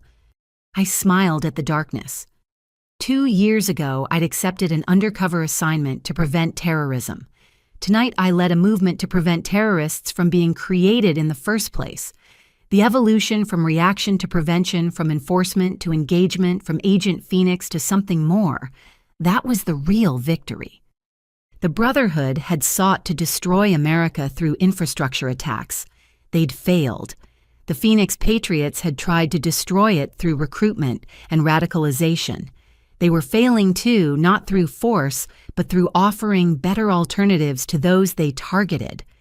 In the end, salvation came not from the dramatic raids or prevented attacks, but from the quiet work of reaching one soul at a time, showing them that their pain had purpose beyond destruction, that their grievances could fuel positive change rather than violence. Agent Phoenix had risen, evolved, and transformed. From the ashes of deception and violence had emerged truth and healing. The mathematics of salvation continued their complex calculations, but now the equation included redemption. And redemption multiplied across a nation of wounded souls might just save us all. The White House Rose Garden was bathed in perfect October sunlight as I stood with 47 other recipients of the Medal of Valor. 6 months had passed since Project Reintegration became national policy, a year since the Brotherhood attacks that changed everything. The journey from undercover agent to public advocate had led here to the nation's highest recognition for civilian law enforcement. But I barely noticed the cameras, the dignitaries, or even the president approaching with the medal. My attention was fixed on the audience section where my family sat in the front row. Mom, tears streaming down her face, but smiling broadly. Marcus, his business rebuilt and reputation restored, holding the hand of his new girlfriend, someone who knew his full story and chose him anyway. And Dad, in his dress uniform despite retirement, looking at me with pride that still felt surreal after years of disappointment. Special Agent Casey Morrison. The president began his voice carrying across the garden. For exceptional valor in preventing the largest domestic terrorist attack in our nation's history, for innovative approaches to counter-extremism that have saved countless lives, and for personal sacrifice in service to your country, I present you with the Medal of Valor. As the medal settled around my neck, its weight felt lighter than the burdens I'd carried. The applause washed over me, but I heard individual voices within it. Chen clapping for his fellow Agent Park, whistling despite protocol. Thompson cheering the mentor who'd guided him through fire. Agent Morrison has redefined what it means to protect and serve, the president continued. Her evolution from preventing an attack to preventing attackers represents the best of American innovation and compassion. Project Reintegration has reached over 12,000 at-risk individuals, preventing an estimated 47 attacks through intervention rather than enforcement. She proved that our greatest strength against extremism isn't our weapons, but our humanity. After the ceremony, the reception buzzed with an energy different from 6 months ago. Where once there had been division and suspicion, now there was cautious hope. Former Phoenix Patriots who'd gone through reintegration mingled with federal agents. Brotherhood family members advocating for peace spoke with attack survivors. The painful past hadn't been forgotten, but it was being transformed into a purposeful future. Phoenix. Director Thornton approached with someone I hadn't expected to see. There's someone who wanted to thank you personally. Sophie Emma's daughter, now 7 years old, stood holding her grandmother's hand. The last time I'd seen her, she'd been a terrified hostage. Now she looked healthy, adjusted, even happy, despite her mother's imprisonment. "Aunt Casey," she said shyly, "Mommy wanted me to give you this." She handed me a hand-drawn card. Inside, Emma's careful printing, "Thank you for showing me that redemption was possible even from behind bars. My testimony has helped prevent 17 recruitments. I'll never undo my wrongs, but maybe I can prevent others. Sophie is proud that Mommy is helping people now. That's because of you. E." I knelt to Sophie's level. "Your mom is very brave to help others learn from her mistakes. And you're brave, too, for being so strong through all of this. Grammy says being brave means doing good even when bad things happened," Sophie replied. "Like you did, like Mommy is trying to do now." As they walked away, I reflected on the strange paths of redemption. Emma would serve her full sentence. Justice demanded that, but she'd become one of our most effective counter-recruitment voices. Her story of desperation leading to terrible choices resonated with those walking similar edges. "Quite a journey from security guard to national hero," a familiar voice said behind me. I turned to find Robert Kelly, the former Phoenix Patriot accountant who'd almost bombed an FBI office. Now he wore a Project Reintegration badge, having become one of our most successful intervention counselors. "Quite a journey from accountant to almost bomber to counselor," I replied. "How many this month?" 14 interventions, 12 successful redirects, he reported proudly, including 3 who were days away from action. Showed them my story, connected them with resources, gave them alternatives to violence. One starting community college next month. Another reconciled with his family.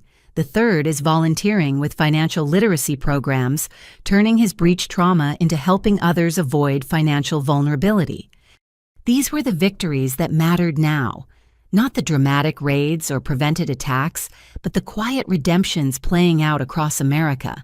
Each former extremist who chose healing created ripples of prevention we were only beginning to understand. Agent Morrison. A young woman approached nervously. "I'm Sarah Walsh, reporter with The Washington Post.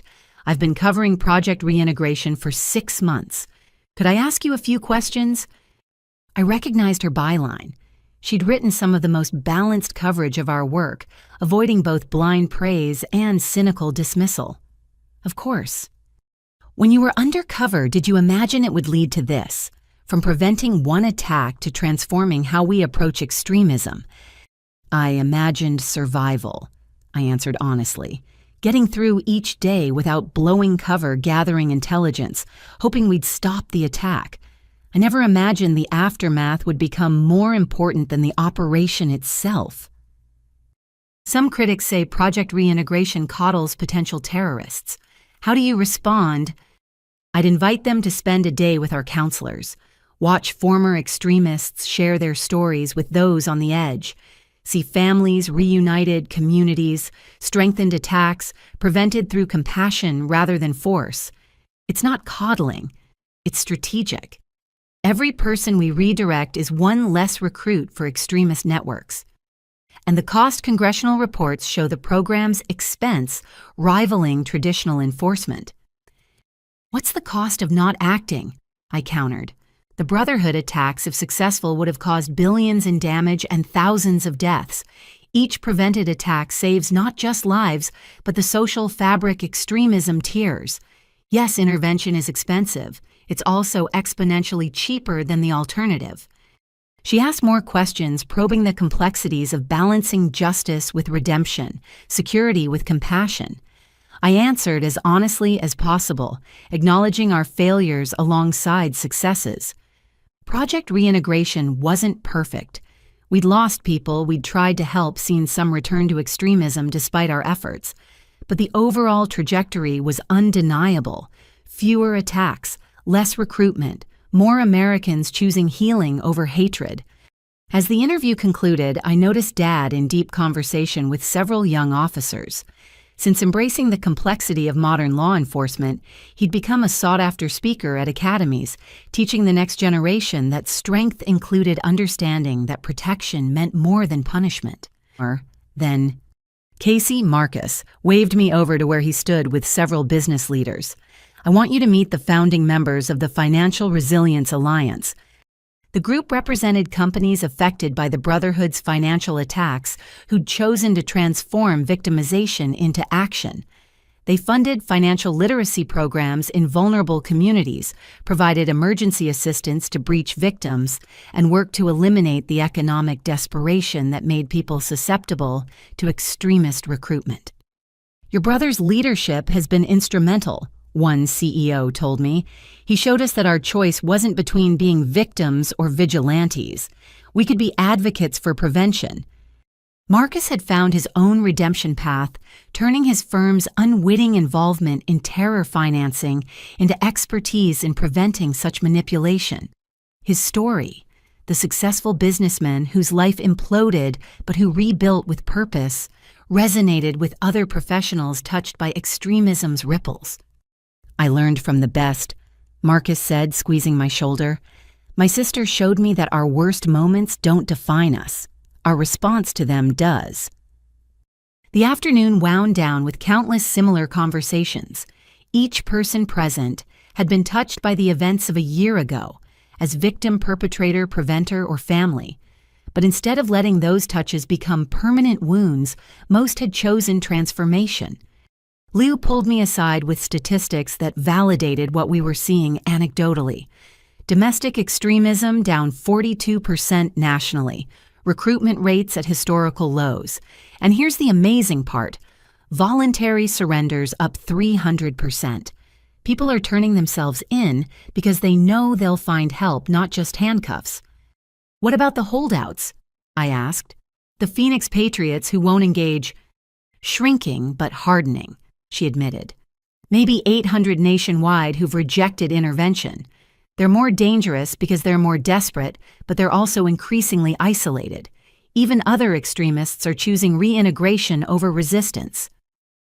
It was the best we could hope for. Not perfection, but progress. There would always be those who chose violence over healing, who preferred simple hatred to complex understanding. But they were becoming the exception rather than the rule.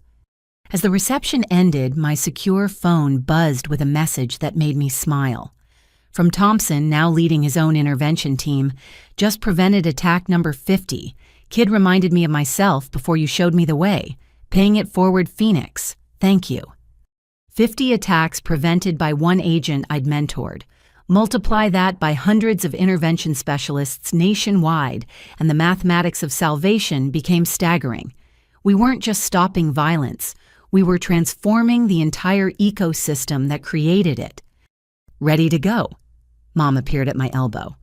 Your father's taking us all to dinner. Somewhere fancy to celebrate his daughter, the national hero. I'm not a hero, Mom. I'm just someone who saved 30 million lives, prevented dozens more attacks, and transformed how America handles extremism. She smiled. Sweetheart, if that's not heroism, I don't know what is. The family dinner was at Dad's favorite steakhouse, the same place he'd once brought fellow officers to celebrate big cases. Now he brought his family to celebrate something bigger, the evolution from enforcement to engagement, from reaction to prevention. A toast. Dad raised his glass. To Casey, who taught an old cop that the thin blue line isn't about separation but connection. To Marcus, who proved that victimization can become advocacy. To all of us for learning that families can survive anything if they choose understanding over assumption. To the future, Marcus added, where preventing extremism matters more than punishing it, where people like Emma get second chances to do good, where security means helping people before they need stopping. We clinked glasses, a family transformed by trauma into something stronger. The scars remained. They always would. Dad still grieved Tommy's betrayal and death. Marcus still dealt with business complications from the money laundering. I still carried the weight of lives ended and lies told. But scar tissue we'd learned was stronger than unmarked skin. "So what's next?" Mom asked. "The ceremony's over, Project Reintegration is established. What does Agent Phoenix do now?" I'd been wrestling with that question myself. The undercover work was impossible now, my face too known. Traditional enforcement felt limited after experiencing intervention's power, but Director Thornton had made an offer that intrigued me. The FBI's creating a new position I shared. Director of Extremism, Prevention, and Reintegration, overseeing all programs nationally developing new approaches, training the next generation. They want me to lead it. Bureau leadership. Dad's eyes widened. "Casey, that's executive level. You'd be one of the youngest in FBI history." "I haven't decided yet," I admitted. "It means leaving field work completely, becoming a bureaucrat fighting for funding and dealing with politics. But it also means shaping how America handles extremism for decades to come." "You'll take it," Marcus said confidently, "because you've never backed down from hard, necessary work. Because someone needs to ensure Project Reintegration survives changing administrations and shifting priorities. Because you're not just Phoenix anymore. You're the architect of how we rise from extremism's ashes." He was right, of course. The decision had already been made in my heart. Fieldwork had been my identity for years, but preventing the need for fieldwork had become my calling. Leading that effort nationally, despite the bureaucratic headaches, was the natural evolution. That night, I stood on my apartment's balcony looking out over DC's lights. Somewhere in those lights were former extremists rebuilding their lives, potential recruits choosing different paths, families staying whole because someone intervened before ideology fractured them. My phone showed dozens of messages. Congratulations on the medal updates from intervention teams' requests for guidance. The work never stopped, but its nature had transformed. Where once I'd hunted threats, now I prevented them from emerging. Where once I'd arrested extremists, now I helped create systems that made extremism less appealing than alternatives. A final message arrived, this one from an unknown number. "Agent Morrison, you don't know me, but you saved my life. Not from a bomb or attack, but from becoming someone who would plant them. Your story, your evolution, your belief that people could choose better. It reached me when I was close to the edge. Today I'm starting graduate school in conflict resolution. I wanted you to know that Phoenix rises not just as one agent, but in everyone you've inspired to choose light over darkness. Thank you." No signature, but none needed. They were legion now. The saved who became savers, the redirected who redirected others. The Phoenix metaphor had transcended its original meaning. We all rose from ashes of various kinds: trauma, extremism, deception, failure. What mattered was how we rose and who we lifted with us. I went inside and called Director Thornton. "I'll take the position." "I knew you would," she said warmly. "Congratulations, Director Morrison. Your first briefing is Monday. Fair warning. The challenges of bureaucracy make undercover work look simple." "I'm ready," I assured her. And I was. Ready to fight different battles with different weapons. Ready to prove that America's strength lay not in its ability to destroy enemies, but in its capacity to transform them. Ready to lead a revolution in how we thought about security extremism and the thin lines between us and them. The Medal of Valor sat on my dresser, its gold-catching lamplight. But the real medal was the message from the unknown, almost extremist, the statistics Liu had shared, the transformations I'd witnessed. Those were the decorations that mattered, lives saved not through violence but through vigilance of a different kind. Tomorrow I'd begin my new role, new challenges, new politics, new frustrations, but also new opportunities to expand what we'd built to save people before they needed saving to transform American security from reactive to preventive. Agent Phoenix had completed her mission. Director Morrison was just beginning hers. The mathematics of salvation continued evolving, adding new variables of hope redemption and the radical belief that today's enemy could become tomorrow's ally. As I prepared for bed, one last thought occurred. At Marcus's wedding, Dad had toasted children who made their parents proud every single day, emphasizing my failures. Now, a year later, I'd exceeded his highest hopes in ways none of us could have imagined. The irony wasn't lost on me. In pretending to be a disappointment, I'd become something greater than anyone's expectations. In saving strangers, I'd learned to save family. In preventing one attack, I'd discovered how to prevent the next generation of attackers. Phoenix had risen indeed, not just from the ashes of the Brotherhood's defeat, but from the ashes of every assumption about security extremism and the possibility of redemption. The fire that consumes also purifies.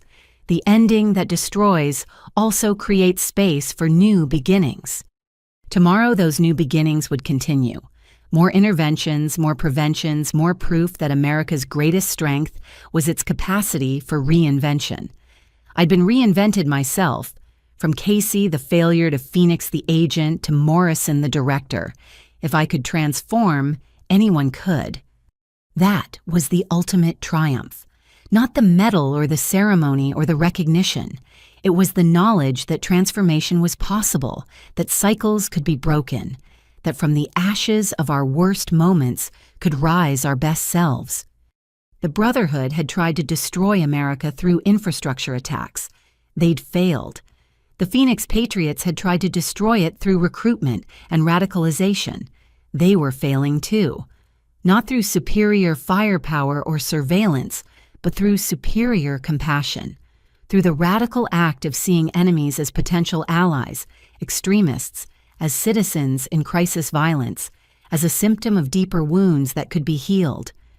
In the end, we'd saved America not by defeating its enemies, but by transforming them, by proving that redemption was possible, that prevention trumped punishment, that the phoenix rising from ashes could lift others with its wings. The story that began with lies and deception ended with truth and transformation. The agent who'd sacrificed family for strangers had learned to save both. The nation that had nearly fallen to extremism had discovered how to convert extremists. Mathematics had always been my framework for understanding salvation. Lives saved, costs, calculated outcomes, measured. But the final equation was simpler than I'd imagined. Every person reached multiplied into communities protected. Every intervention created ripples of prevention. Every former extremist who chose healing inspired others to do the same.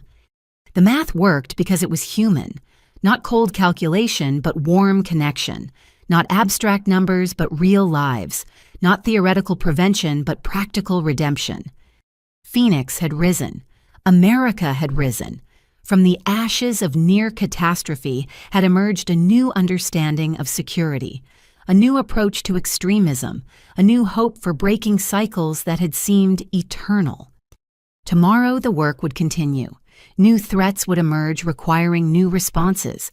But tonight, surrounded by medals and messages by family rebuilt and futures secured, I allowed myself to feel what I'd denied for so long: pride. Not in the medals or recognition, but in the transformation. Mine, my family's, my country's.